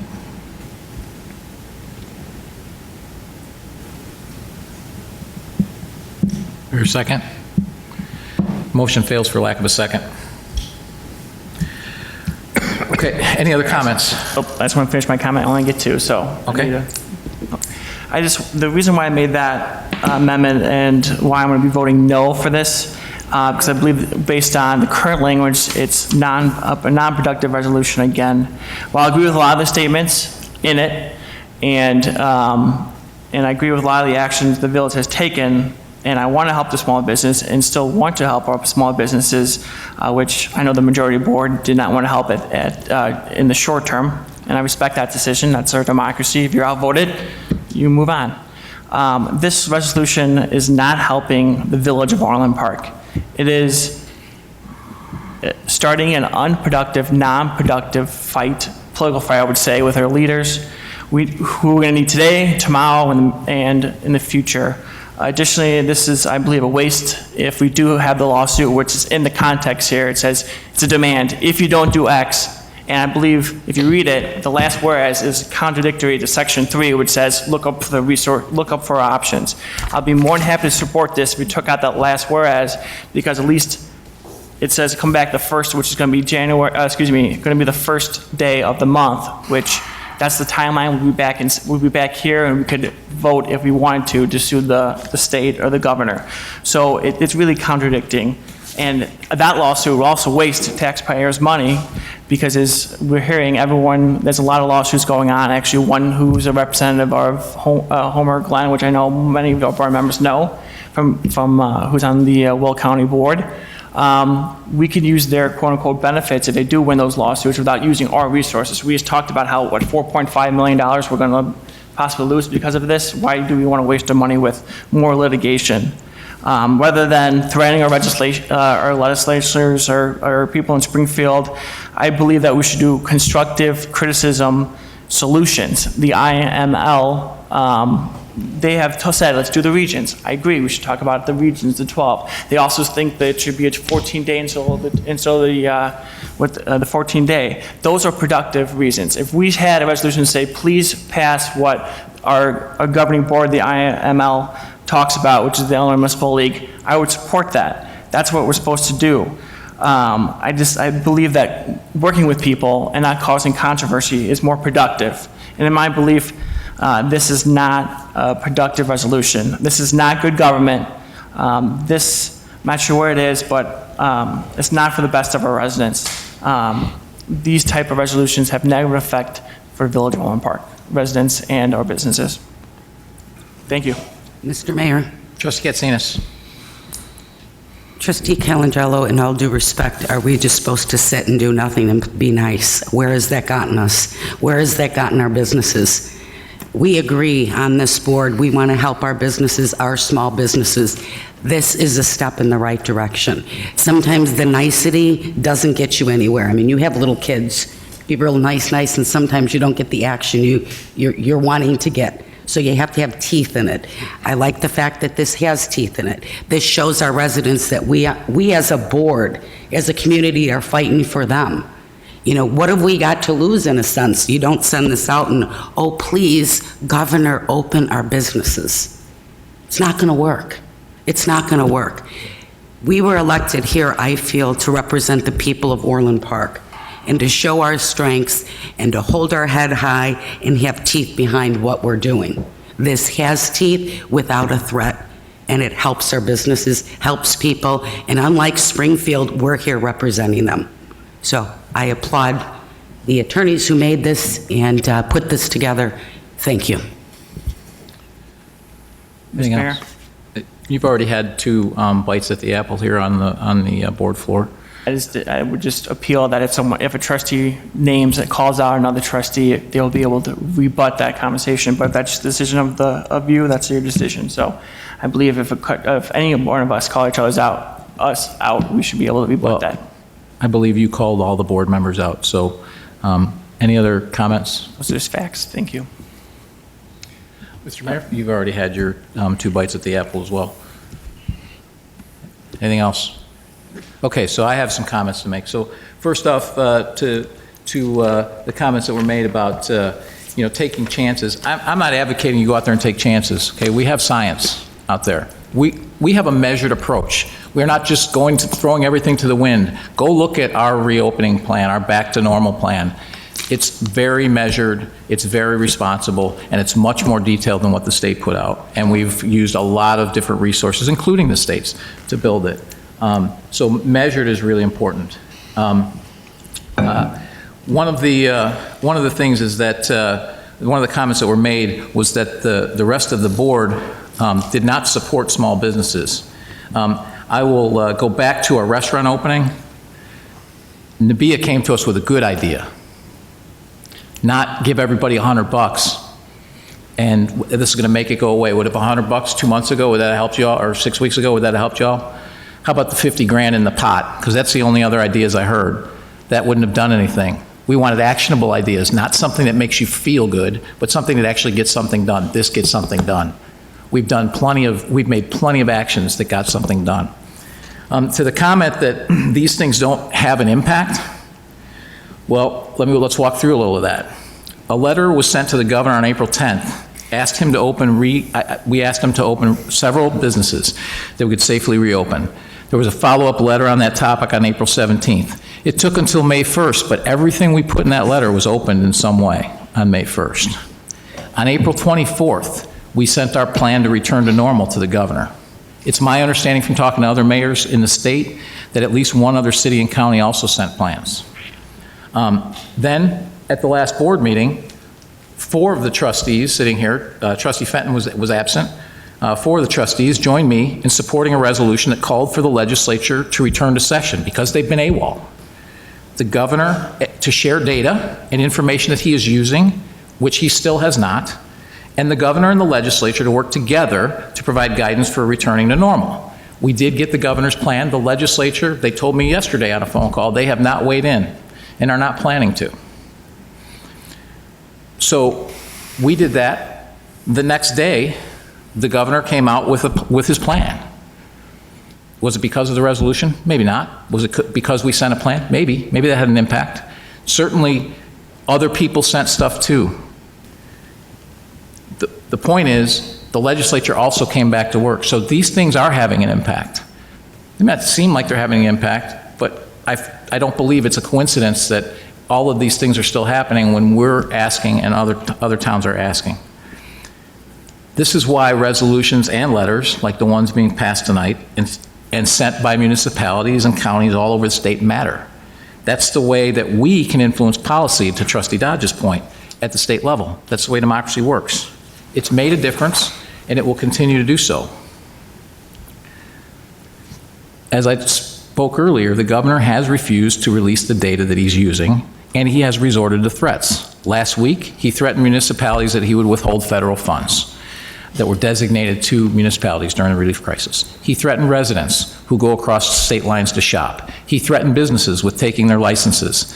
And in the final act, not even the final act, then later in the week, he threatened law enforcement officials with consequences if they don't enforce his mandates, that he doesn't have the legal ability to require our law enforcement officials to do that. The legislature does. Then on Friday, to what Trustee Milani pointed out, the IDPH comes out with a ruling that makes it a misdemeanor up to 1 year in jail for certain businesses, spas and gyms, restaurants. What was the other one? It was restaurants, salons, and gyms. Restaurants, salons, and gyms. That 1 year in jail if they dare defy his orders. That's not legislating. And our legislature needs to be a check and balance on this. And they haven't been. They've been gone. That's exactly what we're asking for. We asked them to come back, and they came back. Now we're saying, hey, these are the things you need to look at, because I already walked everyone through all the metrics. We meet the governor's metrics. We're not asking for it. We're saying we meet your metrics. Let us open. The whole state's asking for that. We're asking the legislature to hold him accountable to what he said he would do. It's not a single-person government. As we talked about, the state's failed us on a lot of levels. Half of the deaths in the state are due to long-term care facilities. As I mentioned, this resolution asks our staff to figure out what we can do, if anything, because we're not sure we can do anything, to help regulate our long-term care facilities into the future, because clearly the IDPH is failing at that. The state failed to provide a safety net for the unemployed 1099 workers, the 1099 workers, and the self-employed. We know the feds gave them money. They can't process the claims. They can't do the basic function of processing the claims. So we have people who are out of work that can't get money to feed themselves, to feed their families. They may get it 2 months from now, but that's not going to help them today. That's the state's job. They failed. As we talked about, the state failed to provide PPE for our first responders and our medical workers. We had to take care of this need with the Mask for Medical program. The governor's plan, as we talked about, ignores our most vulnerable yet again. The CDC and every expert plan recommends that vulnerable populations shelter in place and long-term care facilities do not allow visitors until we return completely to normal. This is very, very important. If the governor never changes his plan and never adapts it, I cannot emphasize that enough to our population to please heed those warnings. Trustee Fenton said it best. Trustee Dodge mentioned about how this is, about individual responsibility.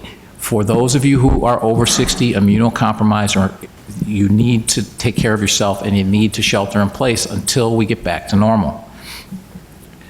The goalposts have kept moving. First, the goal was to ensure the healthcare system was not overwhelmed. We did it. We all worked together. All of us worked together, and we accomplished it. We reached that at the end of April. Then the stay-at-home order was extended to the end of May, and we were required to meet new metrics. The entire state, except for Chicago, met those metrics on May 1st. Now the entire state, including Chicago, meets those metrics. The legislature needs to convince the governor to allow us to move on to phase 3. Let's start returning that fourth leg. Let's start getting our economy moving again. To our point, the city of Chicago should be in its own region. We talk about that as well in this. The Restore Illinois goal also talks about having a vaccine, a treatment, or no new cases. That may be completely unrealistic, because a vaccine may not come, treatment may not come. It took us 40 or 50 years to come up with an effective treatment for the flu. Essentially, the governor wants eradication to move to the last phase. That's not feasible either. The legislature does need to address that. And I know the legislative body has told me, or the legislator told me, that they're not going to address this. They need to. They need to get involved. And we're asking them to do that. We're asking them to represent you and represent us. That's why we're doing this resolution. We're saying, please represent us. The IML, the city of Chicago, every other mayor I know of, except for one in Highland Park, agrees that 14 days is what this should be. Every expert. I would challenge the governor, please show us the expert that says it should be 28 days from one phase to another. I've sat in on a lot of these calls, talked to a lot of experts. The CDC recommends 14 days. Please, the legislature needs to address that. Lastly, there's no reason why restaurants can't be open in a limited capacity in phase 3. They won't survive, according to the governor's plan, until the end of June. We'll lose them. We need to open them. We can open them safely. Limited capacity, let the outdoor seating happen. This resolution asks the legislature to do this by the end of the month. We know we already meet the metrics. We meet the metrics today. We're not asking them to open us tomorrow. We're saying get this done by the end of the month and get us open. Or else we will consider our legal courses of action, because that's the right thing to do. And we were told that this would be a waste of money. How much money are we losing every month, Anne Marie? A couple million. How many? A couple million. A couple million every month. So if we open 1 month sooner because we go to court, it might cost us $100,000 in court, but it's going to get us $2 million in revenue. So it's money well spent. I don't want to do that. If I wanted to do that, we wouldn't have adjusted the resolution to what we did, and I think it was appropriate to adjust it. The legislature said they were coming back into session. So we are giving them time to do their job. But if they don't do their job, we need to take action for the people of Orland Park and for the businesses of Orland Park. We can do both. And in fact, it's imperative that we do both. If we don't open the economy, our healthcare system is going to collapse. It's already furloughing people. It's critical that we do both. We have to start doing this. We've seen other states do it. They've shown us the example for 3 weeks. It's time for us to do this. But do it in a measured and safe way. We're smart people. We can do that. The American people are wonderful people. They were already, before there was ever anything said about staying at home, movie theaters were selling half as many tickets. Restaurants were filling half as many seats, all on their own, without a government mandate. Amazing how that happens, because people care about people. The American people are incredibly compassionate. So with that, the original motion for the resolution, call the roll. Trustee Katsinas. Aye. Trustee Malani. Aye. Trustee Fenton. Aye. Trustee Dodge. Aye. Trustee Calandrello. Trustee Healy. Aye. Mayor Pico. Aye. Motion carries 6-1.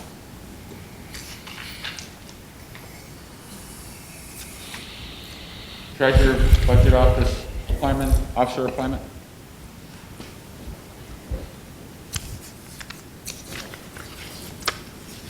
Mr. Chairman, Trustee Malani. I move to advise and consent to the appointment by President Pico of Kevin Wachtel as Village Treasurer and Budget Officer. Any questions or comments? Call the roll. Trustee Malani. Aye. Trustee Calandrello. Aye. Trustee Fenton. Aye. Trustee Dodge. Aye. Trustee Healy. Aye. Trustee Katsinas. Aye. Mayor Pico. Aye. Welcome aboard. Ordinance amending Title 7, Chapter 9 of the Orland Park Village Code. Ordinance number, please. 5514. Mayor Peacock. Trustee Dodge. Move to approve ordinance 5514 entitled Ordinance Amending Title 7, Chapter 9, Orland Park Village Code. Second. Any questions or comments? Call the roll. Trustee Dodge. Aye. Trustee Katsinas. Aye. Trustee Fenton. Aye. Trustee Calandrello. Aye. Trustee Healy. Aye. Trustee Malani. Aye. Mayor Pico. Aye. Comcast franchise agreement. Mr. Chairman, Trustee Malani. I move to approve the franchise agreement and side letter between the Village of Orland Park and Comcast for a term of 10 years from the effective date unless the franchise is renewed or is lawfully terminated in accordance with the terms of this franchise agreement and/or applicable law. Do we have a second? Second. Any questions or comments? Call the roll. Trustee Malani. Aye. Trustee Dodge. Aye. Trustee Fenton. Aye. Trustee Calandrello. Aye. Trustee Healy. Aye. Trustee Katsinas. Aye. Mayor Pico. Aye. Maintenance equipment supplies, services, and inventory management solutions with Genuine Parts Company, Napa Integrated Business Solutions. Trustee Malani. Yeah. Resolution number, please. 2022. I'm sorry, 2023. I move to approve Resolution 2023 entitled Approval of a Fleet-Related Maintenance Equipment Supplies, Services, and Inventory Management Solutions Contract with Genuine Parts Company / Napa Integrated Business Solutions. Second. Any questions or comments? My only comment is this is, I went through the numbers, save us what, about $200,000 a year, we expect, and we have some of that written into the contract that's to be checked at 6 months and 1 year to make sure that that is actually happening. So I think that's a great step in the right direction. Hopefully we can find some other nuggets like this. Call the roll. Trustee Malani? Aye. Trustee Calangelo? Aye. Trustee Fenton? Aye. Trustee Dodge? Aye. Trustee Healy? Aye. Trustee Katsinas? Aye. Trustee Gunn? Aye. Motion carries. Electrical Municipal Aggregation Program? Mr. Chairman, Trustee Healy.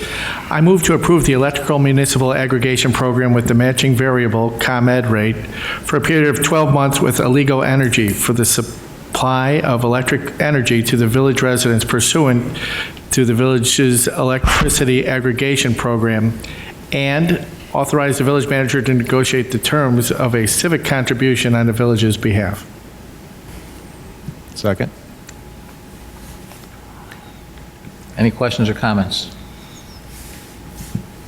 So what I'll say here is, for residents' purposes, we try to aggregate and get you the best price we could. ComEd's got the best price, but just like last time, we're going to use a company that has alternative sources of energy.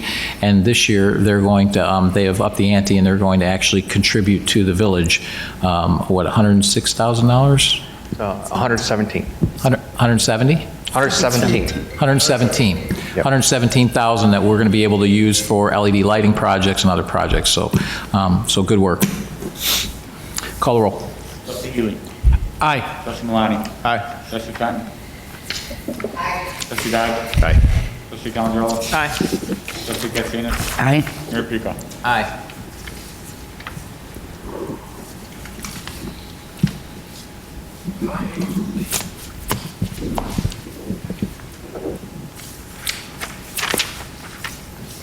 So non-scheduled citizens and visitors, I think we have a lot of stuff to be written. You guys might want to.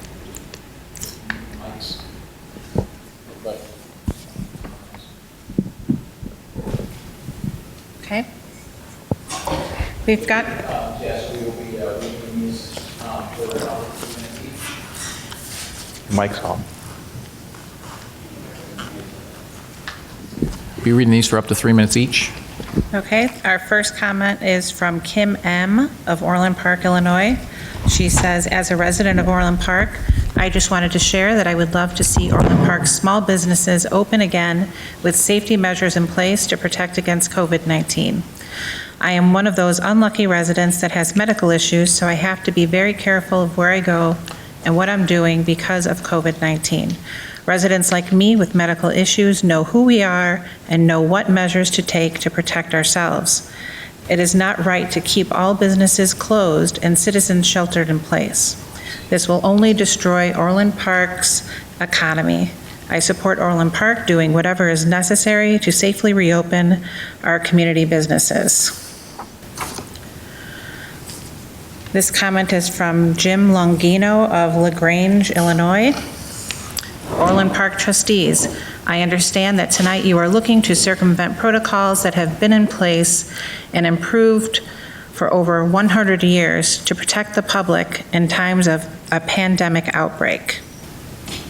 I cannot state more emphatically how shocking, detrimental, and irresponsible this action would be to your sworn duty to protect the residents and the broader community. The only people that need to be listened to right now are the health professionals working to prevent further deaths from this deadly new novel coronavirus, COVID-19. Respectfully, I wish elected officials would focus on helping people suffering right now instead of your mayor's corporate allies.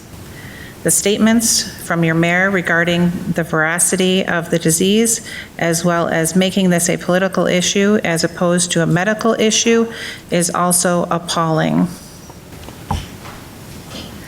I read your report, which looks only at economic demand, creation, and not loss of life. Using the libertarian-leaning, neoconservative, pro-business American Enterprise Institute and corporate stakeholders as references is not the same as using virologists and medical experts for public health. And now this evening, you have buried a resolution to sue the governor of our state to again put out an agenda against public health.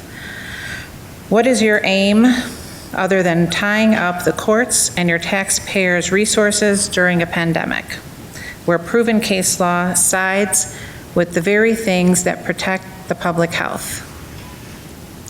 It is very telling that your board would even consider this tactic, trying 1 minute.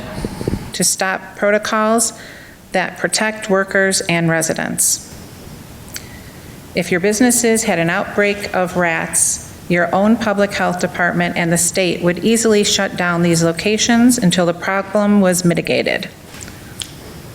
How then is it even logical with an active pandemic-level deadly virus, your mayor and members of this council somehow decide to ignore your oath and epidemiologists' expertise to protect workers, residents, and visitors?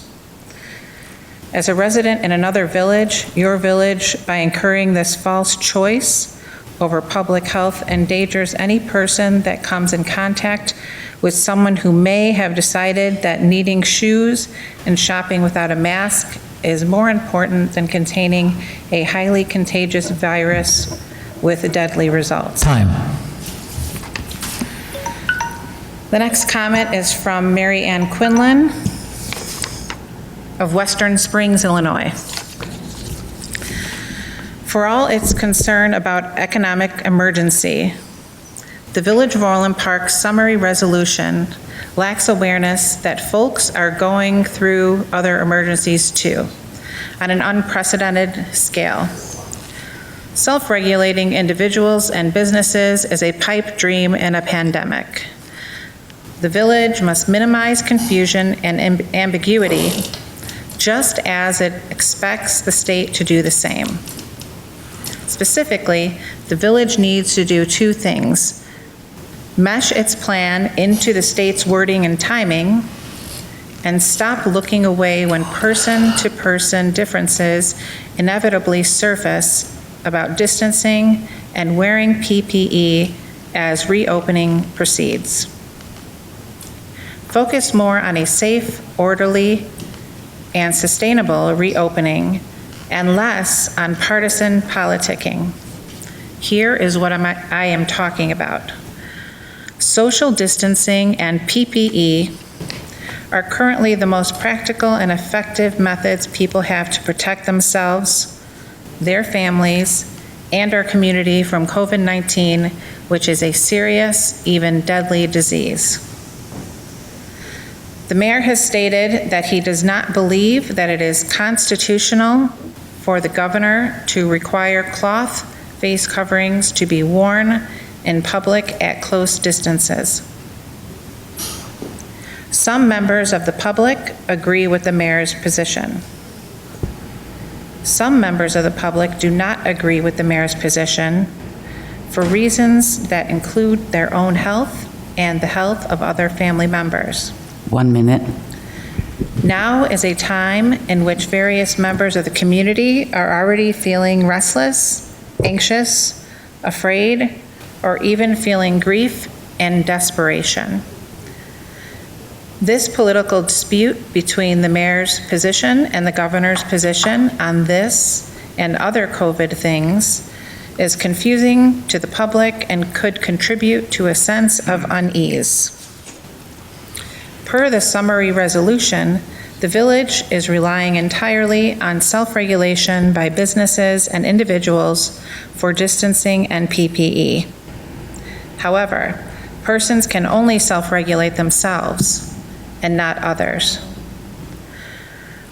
Persons can ask or remind others to distance or wear face coverings. Elsewhere, dangerous altercations between workers and the members of the public stemming from PPE. Time. The next comment is from Jan Pitzrock of Palos Heights, Illinois. Good afternoon. I am a resident of Palos Heights, one town over from Orland. I am distressed over your rush to open. People from my town and yours interact often. And if you create little clusters of COVID-19 among shoppers and diners, you put residents of Palos Heights, myself included, at greater risk. Also consider this: if Orland is open ahead of others, it becomes a magnet for people from all around the area, both city and suburbs. It will surely include the less responsible ones, those less likely to observe stay at home, less likely to wear a mask in public, to social distance properly, and so on. So not only will they be bringing their exposure in Orland Park to their homes, they will bring their own exposures to Orland. Good luck with that. Bottom line, our state is already on a path to reopening, a slow but measured path.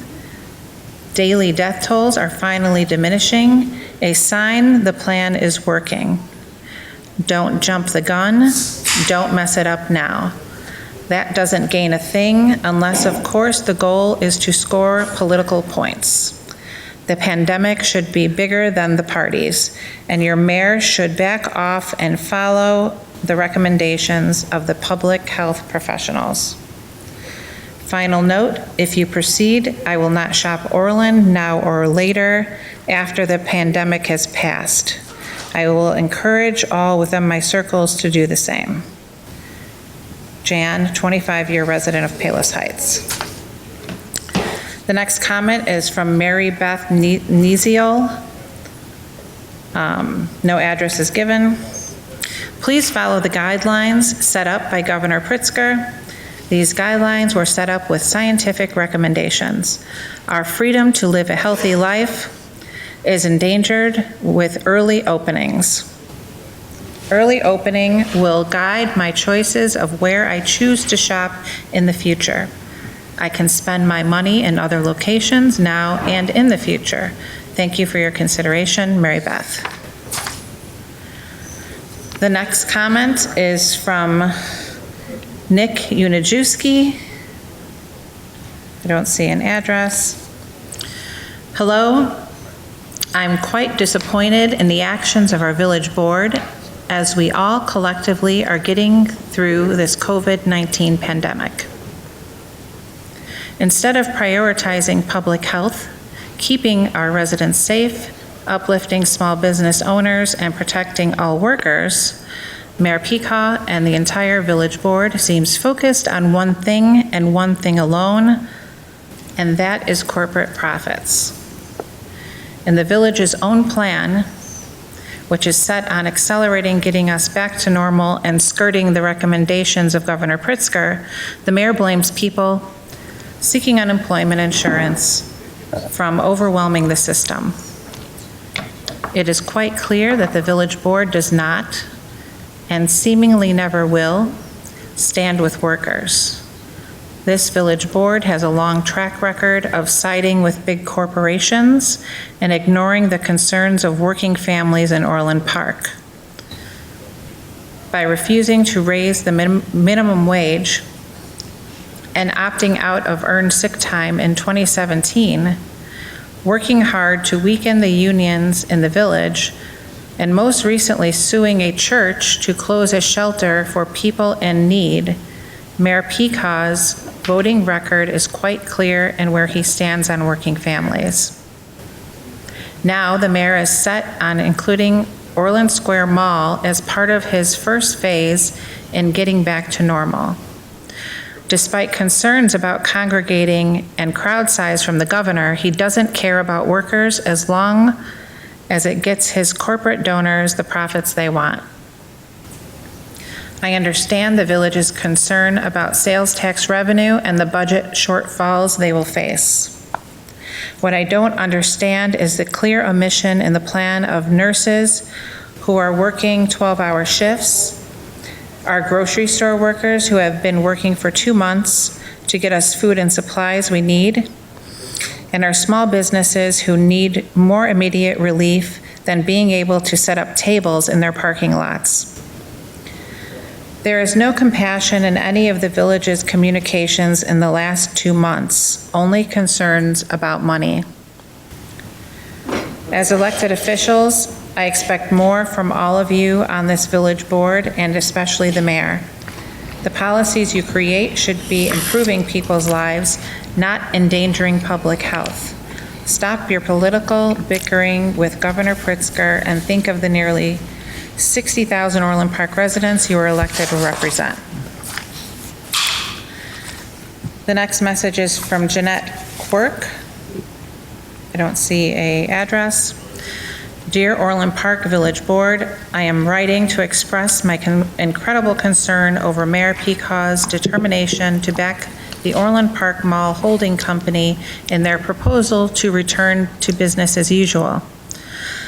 I am a local educator, and it has been heartbreaking to conduct remote learning with families who long to return to school in the fall and who fear that the spread of the virus will delay school's opening.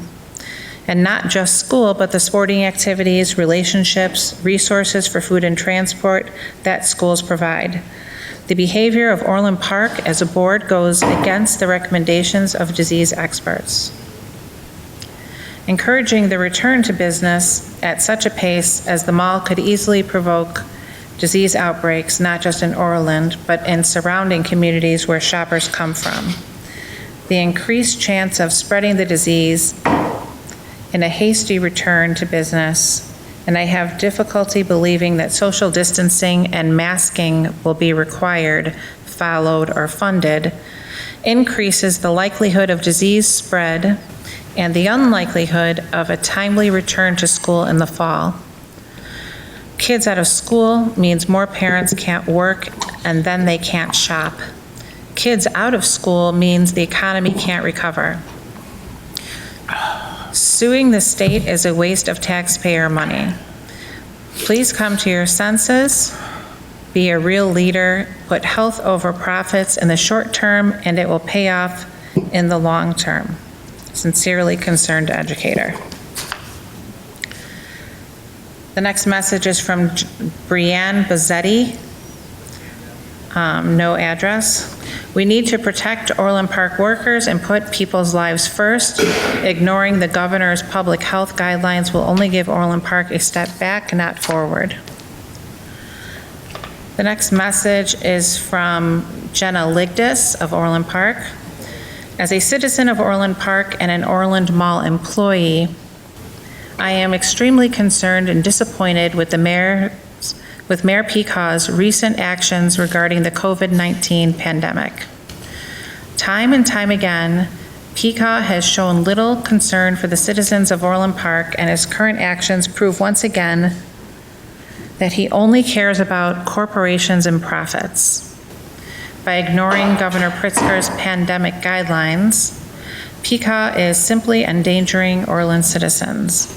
Without following the guidelines, Pecaw is guaranteeing an increase in COVID-19 cases throughout Orland Park and the surrounding areas. With no comments on how to protect citizens and workers, Pecaw is providing that he only cares about money, not the well-being of the people that call Orland Park home. Non-essential businesses can wait. The health and safety of the population cannot. The next message is from Moira Kelly of Orland Park. My name is Moira Kelly, and my family has been living in Orland Park since it was just farms and a general store. I am the third generation of my mom and dad's side to live in Orland. My family was raised at St. Michael's, attended Carl Sandburg, and continue to live in a place they grew up. I love Orland Park and its community of kind and caring people. My parents are the most kind and caring of them all, especially now as they are essential workers. My mom, Margaret, is an occupational therapist at Smith Crossing in Orland Park, and my dad, Marty, is a construction worker in the city. I think about them and their safety every single day. So when my mom tested positive for COVID-19, I was terrified. The scariest part was I knew my mom wore full PPE to work each day, and she was still able to get sick. Thankfully, my mother has fully recovered and is back to work, but no one should be working unless they have the protective gear and paid sick leave they need. We must give our workers and citizens everything they need to be well by expanding testing and enforcing social distancing. When I heard about Orland Park's continuation of summer events, I was shocked. Mayor Pecaw's decision to forego social distancing altogether shows he does not care about the health and safety of our community, but rather keeping his corporate donors happy. Orland Park needs to put workers and people first by expanding testing. 1 minute. And paid time off for everyone so we can control the spread of the virus. Our energy should be put toward helping our essential workers instead of gaining profit. Put essential workers first, Moira Kelly.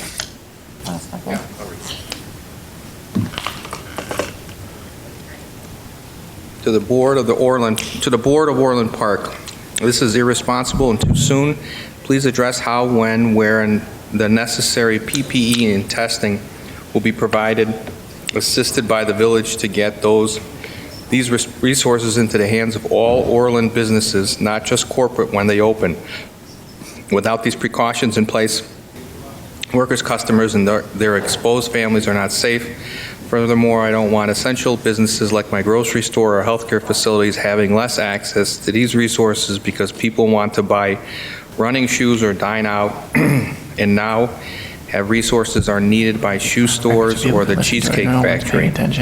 Non-essential businesses can wait a little longer for the health of our community at large, and let's keep our tax money here to go towards helping our villagers and small businesses during these stressful times rather than waste it suing the state. Megan McKenty. Dear Orland Park board members, I am emailing you, asking you to consider your vote for the future status of the Orland Park Mall. I have lived in Orland Park for the last 22 years, my entire life, and my parents have lived here for over 30 years. I attended Carl Sandburg High School and have worked at numerous stores in the village. I am concerned for the safety of workers and public health. Should the Orland Park Mall open sooner than necessary? The Orland Park Mall, while a large contributor to Orland Park tax dollars, brings many people from surrounding communities. With so many people coming together from so many areas, I am concerned for the safety and welfare of workers and communities. Studies have shown that proper social distancing has worked to reduce the spread of the virus and amount of positive cases. Should we reduce these very important safety measures, our hospital system will not be able to properly treat those who need help. In casting your vote today, I ask you to please consider the opinions and measures to protect the lives of my neighbors and friends and whether or not short-term economic benefit is more important than long-term public health. Thank you, Sarah, Wheeler Drive resident. Dear Orland Park board members, I am a longtime Orland Park resident. I have lived in Orland Park for over 20 years. I graduated from Carl Sandburg High School. I have worked in various businesses in Orland Park as well as shopped at many local businesses throughout my time here. I know that this pandemic has been hard for people with so many out of work and unable to predict their next move. We need to look to scientists and public health officials to follow the math when it comes to restarting normal life. We should not look at political differences on personal egos when considering the safety of our town. I want public health experts deciding what's safe for our town and state in order to prevent overcapacity at local area hospitals. We are not an isolated town. If you look at the Orland Park demographics, we are a commuter suburb that is highly mobile. Just look at all 6 lanes of LaGrange Road. If we open up before guidelines are met, we risk the health and safety of not only Orland lives, but the lives of all Southside neighbors who come to Orland to shop, eat, and work. The common defense of supporting the stupid plan to forego social distancing is the state of the town's finances. I would not be able to justify the value of a person's health for a balanced book. People will shop here again, and revenue will rebound, albeit not immediately. When voting tonight, look at the people who call this town home and realize that their health is more valuable than the municipal tax revenue. Sincerely, Hannah from Silver Lake. The next comment is from Kristen Hawksworth of Orland Park, Illinois. Dear Mayor Peacock and the trustees of Orland Park, I just read in the patch that you intend to vote tonight to seek legal action against the state of Illinois if business and civil life is not allowed to reopen by June 1st. As a voter and a resident of Orland Park, I want to state that I am against this action. In the utter absence of federal leadership, Governor Pritzker has stepped up and has made difficult and unpopular decisions to protect the citizens of Illinois. Governor Pritzker has not created an economic emergency. COVID-19 and lack of both preparedness and an adequate social safety net have. The lawsuit is not only frivolous and I believe politically motivated, but will cost both the Village of Orland Park and the state of Illinois precious money and time when both should be focused elsewhere. Wording from Section 3 of your resolution states that the village is looking to the state to provide for the reopening of businesses and civic life with reasonable and specifically targeted public health guidelines, or otherwise act to address the COVID-19 pandemic, which they clearly are, not just as the village would prefer. Mayor Peacock has indicated that the village will not enforce the wearing of face masks and other requirements set in place for Phase 3 of the state plan, rather trusting in voluntary social distancing, a concept that is already proving to be flawed. You are the leaders, you set the tone, and the tone you are currently setting is one of childlike defiance. We all want to go back to some semblance of normal, but let's get there by working together, not against each other. Shame on all of you for this grandstanding, for putting money and politics over the health and safety of people you serve. Please rethink this move. Thank you, Kristen Hawksworth. The next message is from Michelle Nicolai of the LaGrange Highlands. I live in LaGrange Highlands, and Orland Square Mall is one place I frequented before virus emergency. Social distancing and wearing masks in public places is a must before I would venture into any public place. Retail workers would be a prime concern for me. In any group, there are those who are above the law, and this would be true for the general public that would be entering Orland Square Mall. This is a threat to retail workers inside the mall, shops, and to me. Unless there are guards legally entrusted with enforcing rules, I won't return to Orland Square Mall unless I get a vaccination for COVID-19 virus. This is a shame because I am one of the lucky ones not facing financial devastation. The next one is from Diane DeVito, no address. She has a couple of questions. What is the rationale behind the 28-day benchmark? And if we meet our criteria sooner, can we reopen sooner? The next is from a Mary Vogelsang of Orland Park. Orland Park has been my home for the past 35 years. I've raised my children here and lived nearly my entire adult life here. I have a vested interest in the well-being of the community. I urge you to vote down the resolution to grant the commencement of legal proceedings by the village attorney in the event that the General Assembly does not act to provide the reopening of businesses and civic life with reasonable and specifically targeted public health guidelines, or otherwise act to address the COVID-19 pandemic. I am disturbed by this body's efforts to speed up efforts to end the stay-at-home directive, and I thank Trustee Calandrello for his nay vote at the previous meeting. The Restore Illinois plan is rooted in science and designed to protect our community. Economic considerations must not override public health concerns. Reopening businesses prematurely will place employees at unnecessary risk. Today, more than ever, health is a public good. We must work together to protect each other.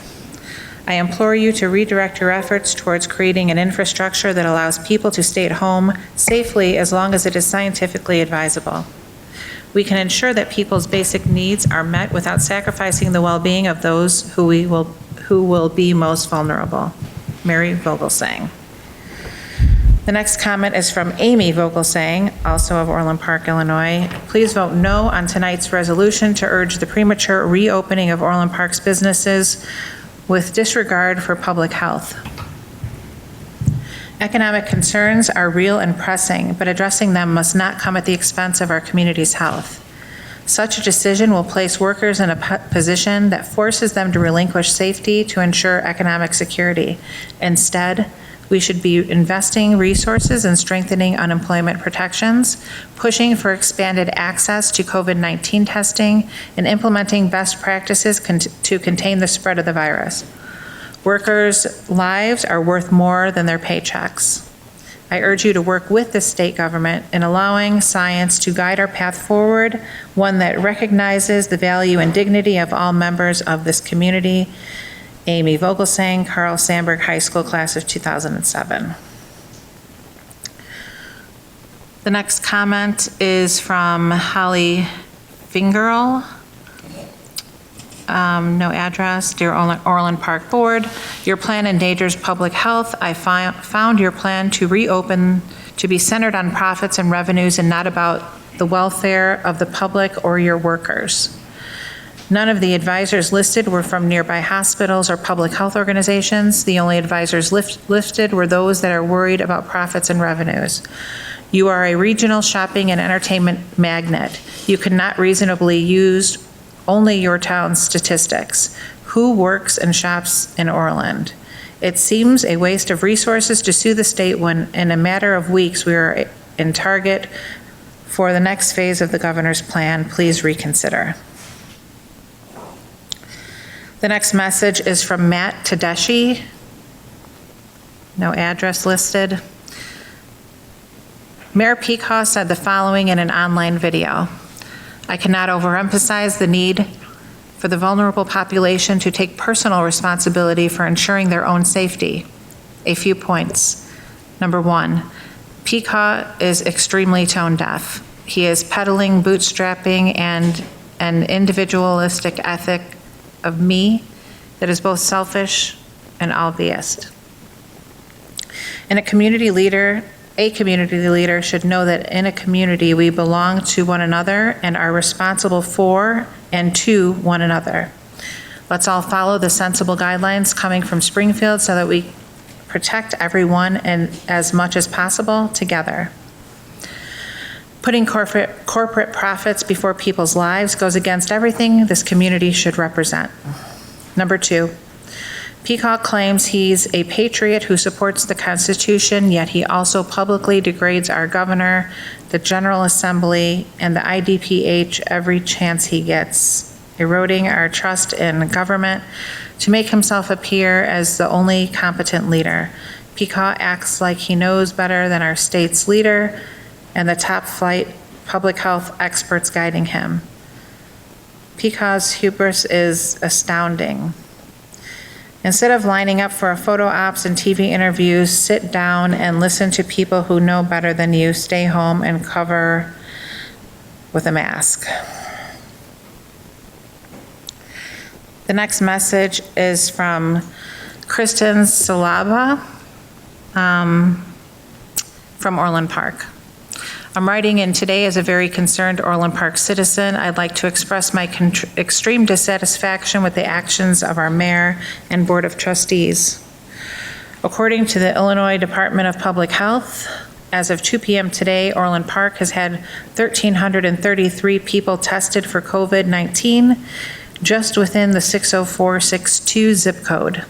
Of those tested, 226 were positive. This is uncomfortably close to the IDPH's 20% threshold.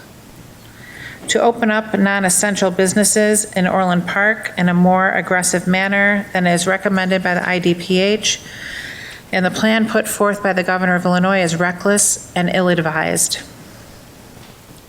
It is uncaring for the safety of Orland Park healthcare workers, retail workers, and shoppers, among others. I understand the need for many to get back to work to support themselves and/or their families.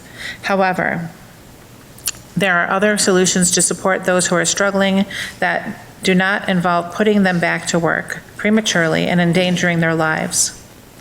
People should have to choose between supporting themselves and putting themselves at risk.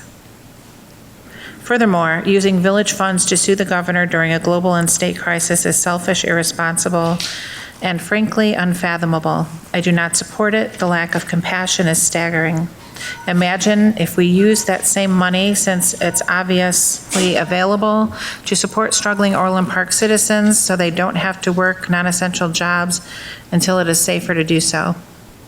I will never support putting the village's economy over its citizens' health and well-being. You have my permission to read the comment.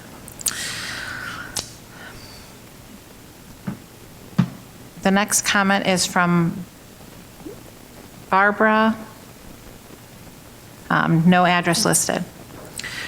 To whom it may concern, on the Orland Park Board, are you completely unaware of the seriousness of COVID-19? You must be, or you wouldn't be foolishly considering reopening the mall and stores and restaurants in Orland Park now. Are you aware that Cook County, Chicago, is the hottest spot for the virus today? You must not be, because if you were aware of that fact, you would be insisting that Orland Park should continue the status quo, and you would want to protect your residents and those who live nearby. If we could make sure that only you who support this action of early reopening, and your residents who also support this reckless move would suffer from your stupidity, maybe it would be okay. However, that is not the case. Your childish attempt to gain attention with this political stunt will negatively impact the already overtaxed medical system and may also impact the health of the rest of us. All press is not good press. You should think beyond the contents of your wallet. The next comment is from Lori, no address. As I have stated to the mayor, I do not want Orland Park to open until the governor says it's safe. Do not waste tax dollars on this. The next comment is from Ken Hermanson, no town listed. I do not want to see our town opening up. The governor's plan has my backing, people and residents first. I will continue to support our local restaurants and businesses electronically on a regular basis.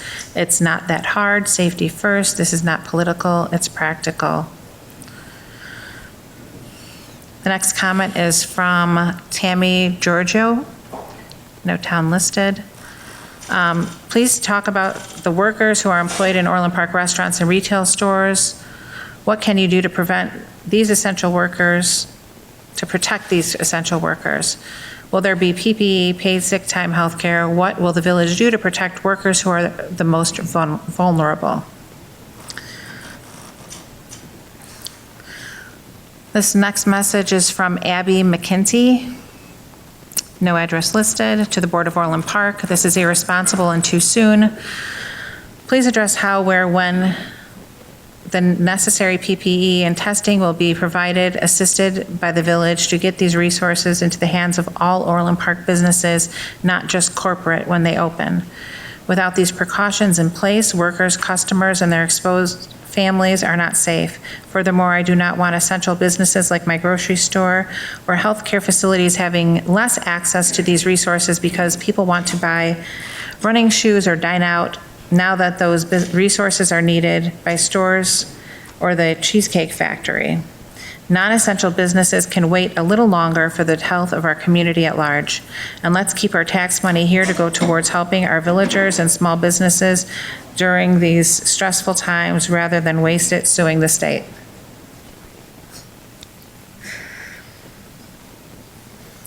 This next message is from Mary Quinlan. I don't see, I may have read this one already, Western Springs, Illinois. Yes, this is a repeat.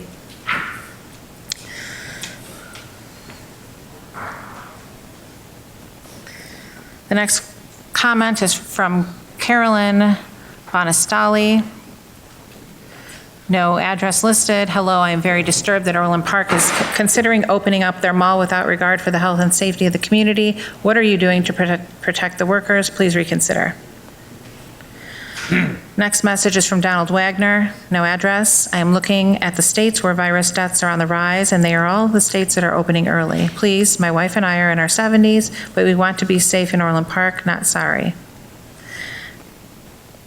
The scientific data says that we will pay a price in COVID-19 cases and deaths if we open. Please hold off and study this more carefully. We would rather live than shop, and we need your leadership to keep us safe.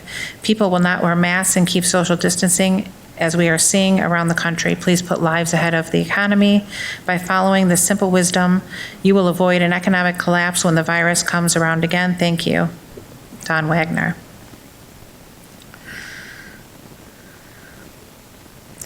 The next message is from Rosemarie Calasino. No address listed. I am part of Indivisible and have roots in Orland Park since the late 70s. My family and I, as well as the advocates from Indivisibles, strongly disagree with your decision to not follow science but corporate interest during this historic time. We plead with you to place the lives of the citizens of this village first. My mom is elderly and my father-in-law is in assisted living. It is my understanding that the 300 deaths from COVID come from long-term health care facilities. My nieces go to an Orland Park school. Do not put their lives at risk. There has not been a 14-day downward trend in COVID cases. Why are you even considering suing Governor Pritzker? You can learn from his leadership. Follow the science as he is. We support the health and safety of small businesses. We support the health and safety of our family, friends, neighbors, and colleagues. You must act in the best interest of your constituents, not your funders. We are watching and plead that you and the board make the right decision. Put the people first. Rose Calasino.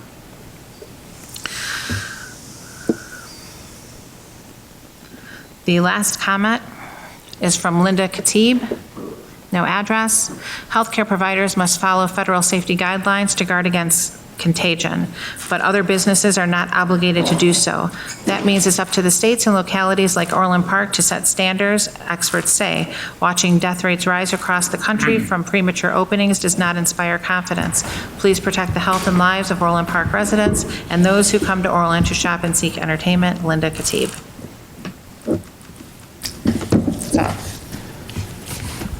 Thank you for all of that. Board comments, Trustee Fenton. Trustee Fenton.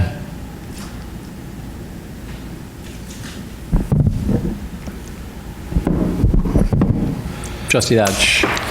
Just a couple of comments. Okay, Trustee Fenton. I'd really like to thank all staff and so many residents that supported me during my in and out of the hospital. It was an intense experience for not only myself but my family.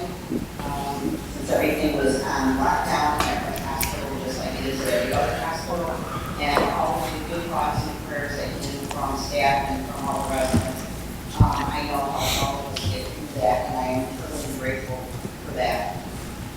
I'd also like to, although I couldn't hear all of the comments that were just made, but for as long as I've been trustee, I've always put the health, safety, and welfare of all the residents above anything, included in all of my decisions when I sat up on the board and as a board member. That hasn't changed. Even with us supporting the resolution this evening, it's still my goal that under no circumstances would I go along with anything that would put the health, safety, and the village of Orland Park in jeopardy. And the last time I checked, yes, we have to say these things, but I think the governor still tells us what to do, whether any of us like that or don't like that. So as far as some of the comments that I heard, that we're gonna, open this up, this, we're gonna do that. I'm not aware of any of that happening. If that is happening, I'm not aware of it.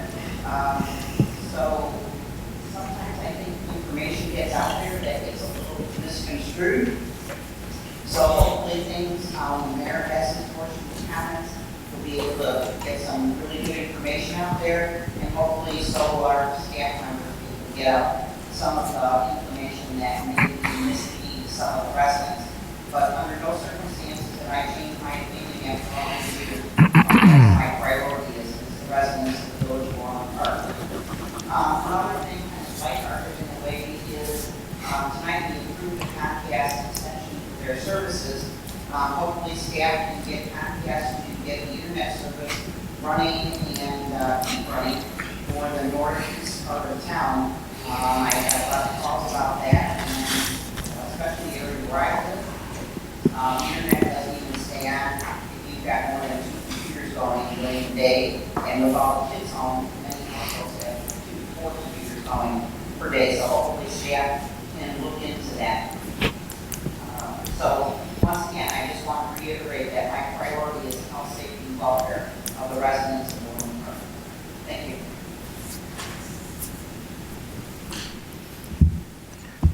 Trustee Dodge.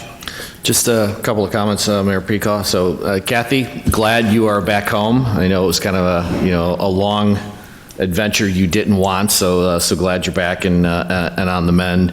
And for all the folks who wrote in and who contacted us in other means, appreciate the fact that we all have the right to speak our mind and to be heard, and you've been heard. As Kathy said, there's a lot of information out there.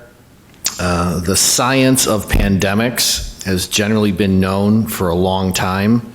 The science of this particular pandemic is becoming clearer with each day, and I think it's going to follow the trajectory of prior pandemics, and we will all get through this. So to all the folks who said, let's pay attention to the science, let's be concerned for folks' health first and then livelihoods, we all agree.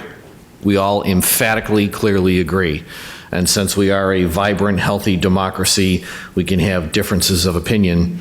And I can assure you from a wee bit of land navigation training in the United States Army, every mountaintop has 360 degrees of approach. Some are harder than others. So let's keep working to find exactly the right one. And one last closing quote. We all talked about this earlier. I think some of you will recognize this, because I think we all need to get back to this as Americans and Illinoisans. One nation under God, indivisible, with liberty and justice for all. Thank you, Mayor Pico. Thanks, Trustee Dodge. Trustee Calendrello. That's hard to follow that one, Jim. Thanks. Just want to thank everyone for the comments. I heard there was 30 comments. Thank you for reading them. If everyone heard all of them, we had more than 13 residents, and of those residents, 12 of them supported the actions the governor was concerned about opening up, and one was not. So there was one comment about opening up, 27 comments about concern, and 2 comments that were neutral, had questions in nature. So I'm glad we all listened to the comments, that we all were paying attention during it, and that we were being considered of most of our constituents. And also want to say thank you for a spirited discussion on the resolution. I know that we all worked, and I know that I worked my comments through some of the trustees that we almost got to yes, but we just weren't there. So I appreciate the respectful conversation regarding the resolutions. And then finally, of course, Kathy, welcome back. I'm glad everything is going well, and so I'm glad that my prayers were answered. So thanks, Kathy, for coming back. We missed you. And on a final, I just want to thank all of our first responders, the police department, the fire department, the doctors, the nurses. As someone that has a family member who works in the hospital, this is a very big concern, Corona, and the issues with it. So all those I just mentioned are heroes. Be strong, and we'll all get through this together. Thank you. Trustee Healy. I would say exercise common sense. Exercise your liberties. Take advantage of them. Do not be intimidated by anybody or anything. Have some courage. That's in our genes, and we'll get through this. Thanks. Trustee Katsinas. Thank you. First of all, Kathy, I'm glad you're doing better, and look forward to seeing you here. It's lonely being the only woman up here, so I look forward to you coming back. Also, we've had issues with Comcast on the northwest side of town as well. So I know some in my neighborhood on that corner sector, it was a problem connecting. I concur with Trustee Fenton in the health and safety and welfare of our residents is paramount to everything we do. However, I did recognize a couple of names on the comments that were either from social media posts or that attended prior board meetings. Several of these folks lived out of town, and they are activists who routinely have attacked Orland Park's decision in the past. Before it was a homeless shelter, where we were attacked for upholding life and safety issues, dealing with laws and our ordinances. So I support everyone's right to be heard, but speaking for myself, I was elected by the people of Orland Park to do what's right for the residents, and the taxpayers of Orland Park. Thank you. Trustee Malani. Thank you. Tonight, once again, we've showed that good things can happen in Orland Park when we're in a pandemic situation. A lot of things went unnoticed. We recommended and approved our schedule of fall recreation events. We contracted to restore and maintain ponds in our subdivisions. We're building a new park. We're repairing tennis courts at other parks. And we make sure that our police department continue its great work with the mental health collaboration program. And on top of that, IDOT's going to be giving us money that we can use to continue our accelerated road improvement program. However, without taking a proactive approach to opening and recovering our economy, these good things are going to only be able to happen for so long. Orland Park has been doing an outstanding job, both staff and the trustees here, of maintaining the health, the prosperity, and safety of our residents. But without an economy that is flourishing, we can only provide so much. I look to a day soon where we can be back to normal, whatever that's going to look like. People's livelihoods, families, businesses, mental health, physical health, and their lives depend on it. And to address the notion that I would put money over the health and safety of our residents, a little bit about me. As everybody knows up here, I'm a member of our ESDO organization. I'm a member of New Lenox's Community Emergency Response Team. I've taken multiple courses provided by FEMA about pandemic influenzas, pandemic planning, emergency and disaster planning, and emergency and disaster response. I recently completed a 5-hour course provided by Johns Hopkins University by 5 epidemiologists, PhDs, and medical professionals about COVID-19, its implications, diagnosis, and how to effectively implement contact tracing. And I'm always constantly training on my own regarding to health, security, and safety. So to say that the health and safety of my constituents and the village of Orland Park is not my best interest, I take offense to that, and I hope you understand that the reason I'm here is for the health and safety and well-being of our residents. Thank you. So my comments, thank you everyone for commenting. I would say it is important for people to fully inform themselves, and several of the comments they haven't read the plan. They're guessing what's in there. So I encourage people to go look at our plan, compare it to the Restore Illinois plan. You tell me which one's thorough and talks about all the details and all the things that need to be done. Our plan is data-driven. It was developed with a lot of experts, including health experts. The issue for us is we don't have a Department of Public Health, so we don't have doctors on staff that we can cite. And private doctors do not want their names put on those documents because then they open themselves up to massive medical malpractice suits. So we talked to a lot of health experts in the region to develop those plans, and I think that's pretty clear because if you look at our plan relative to Restore Illinois, it's actually more thorough, and look at it relative to other plans. So I think it's pretty clear that we didn't do this on our own, because had we wouldn't have a plan that was nearly as good. I can also say we have gotten zero guidance from the Cook County Public Health Department. I really would like to thank the city of Peoria and the Peoria Public Health Department for providing a lot of information here more recently. It gave us a lot of details and checklists. So they're actually out there doing their job, so we really appreciate that. Metrics have been set by the governor, as I showed earlier. We've met them, so has the entire state. I feel a little bit like we're Charlie Brown and Lucy's pulling the football out from in front of us. We go to kick it and now it's moved.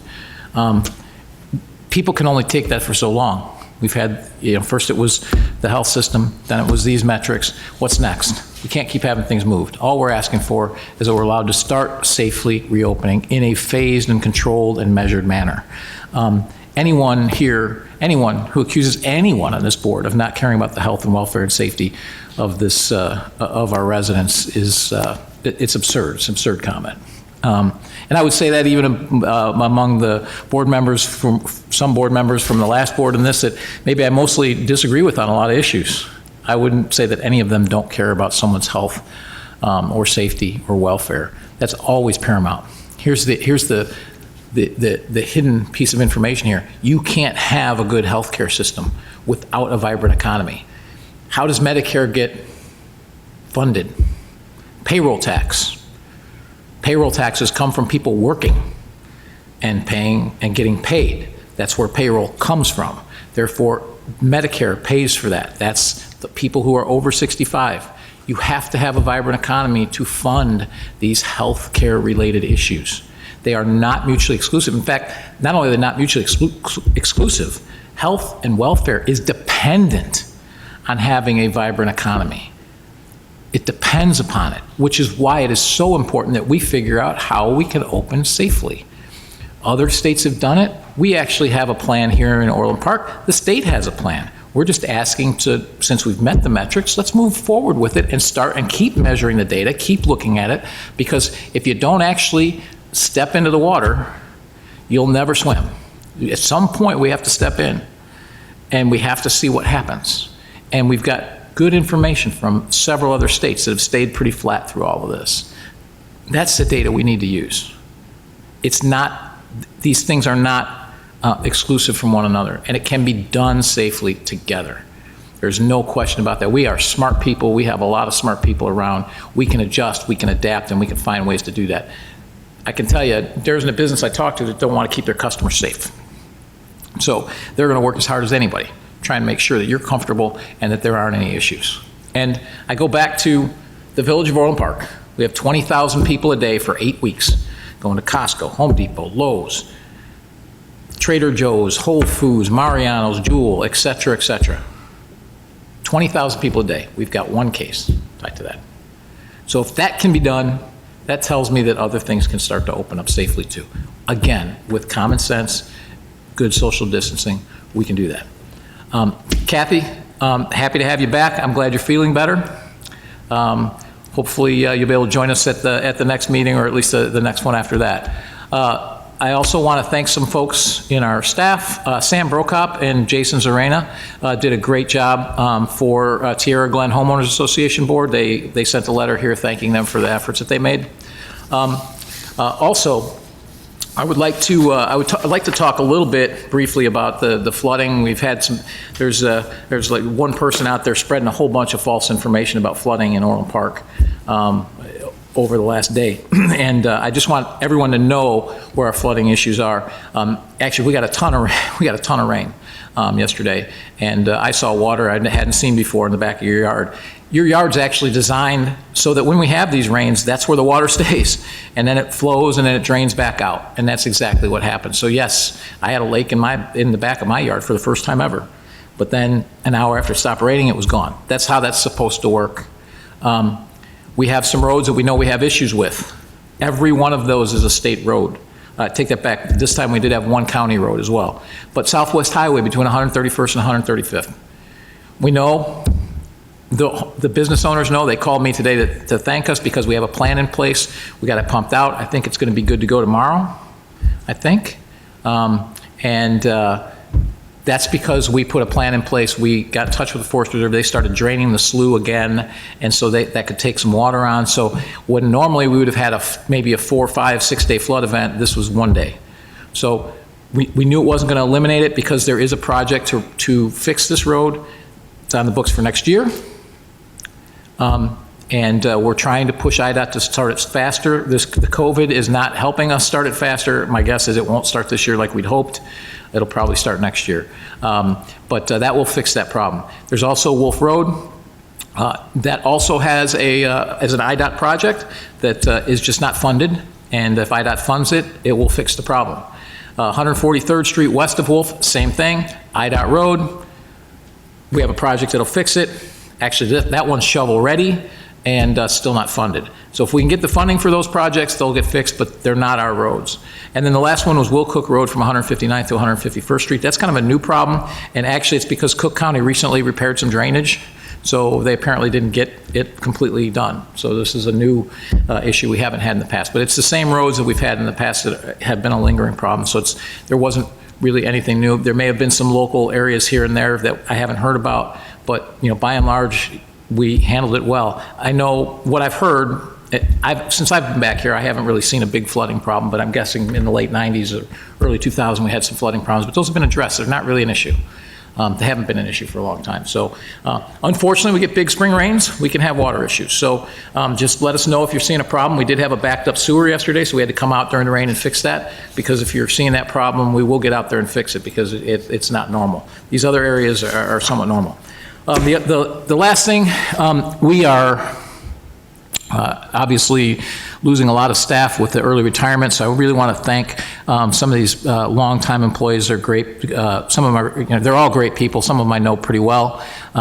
So as the month comes to an end, we're going to say goodbye to some of these people. So from our Parks and Grounds Department, Gary Couch is retiring. Gary and I go all the way back to playing softball together in like 98, 99, so I've known Gary for a long time. From the Recreation Department, Nancy Flores has been the Recreation Director for 13 years. She's also leaving us, so we'll be sorry to see her go. She's done a great job there. We put on a lot of wonderful events. From our Finance Department, we have Anne Marie Mampy, and I got that one right, Clerk Mahalik. And she's been the finance director for she's been here for 16 years and 9 months, so she does a great job with her finances, as you saw earlier today, so she'll be missed as well. And Sandra Pachuca, payroll administrator of 21 years, is also leaving. Then we have Robin Wagner, a mechanic, 20 years and 4 months. And then David Rauch, maintenance worker in Public Works, 27 years and 6 months. And then Tom Morgan, our transportation operations manager, for 25 years and 11 months. And I have to say, Tom I've known since 2003. He runs the snow plowing contractor program, so I've known him since I was when I was first bought my business and was a contractor for him in 2003, so I've known Tom for a very long time. He's a fantastic guy, great worker, does a great job for us. He will be very, very sorely missed, and really enjoyed my time, not only as mayor for the last few years, but for the 14 years before that I knew him. He was just a fantastic guy that the contractors like. And I did miss one person, Bon Nola, maintenance worker as well, that we missed. So we're going to miss all those people. So thank them all. I want to thank you all for your service. And with that, I will take a motion to adjourn. So moved. Second. All in favor? Aye. Aye. All opposed? We're adjourned.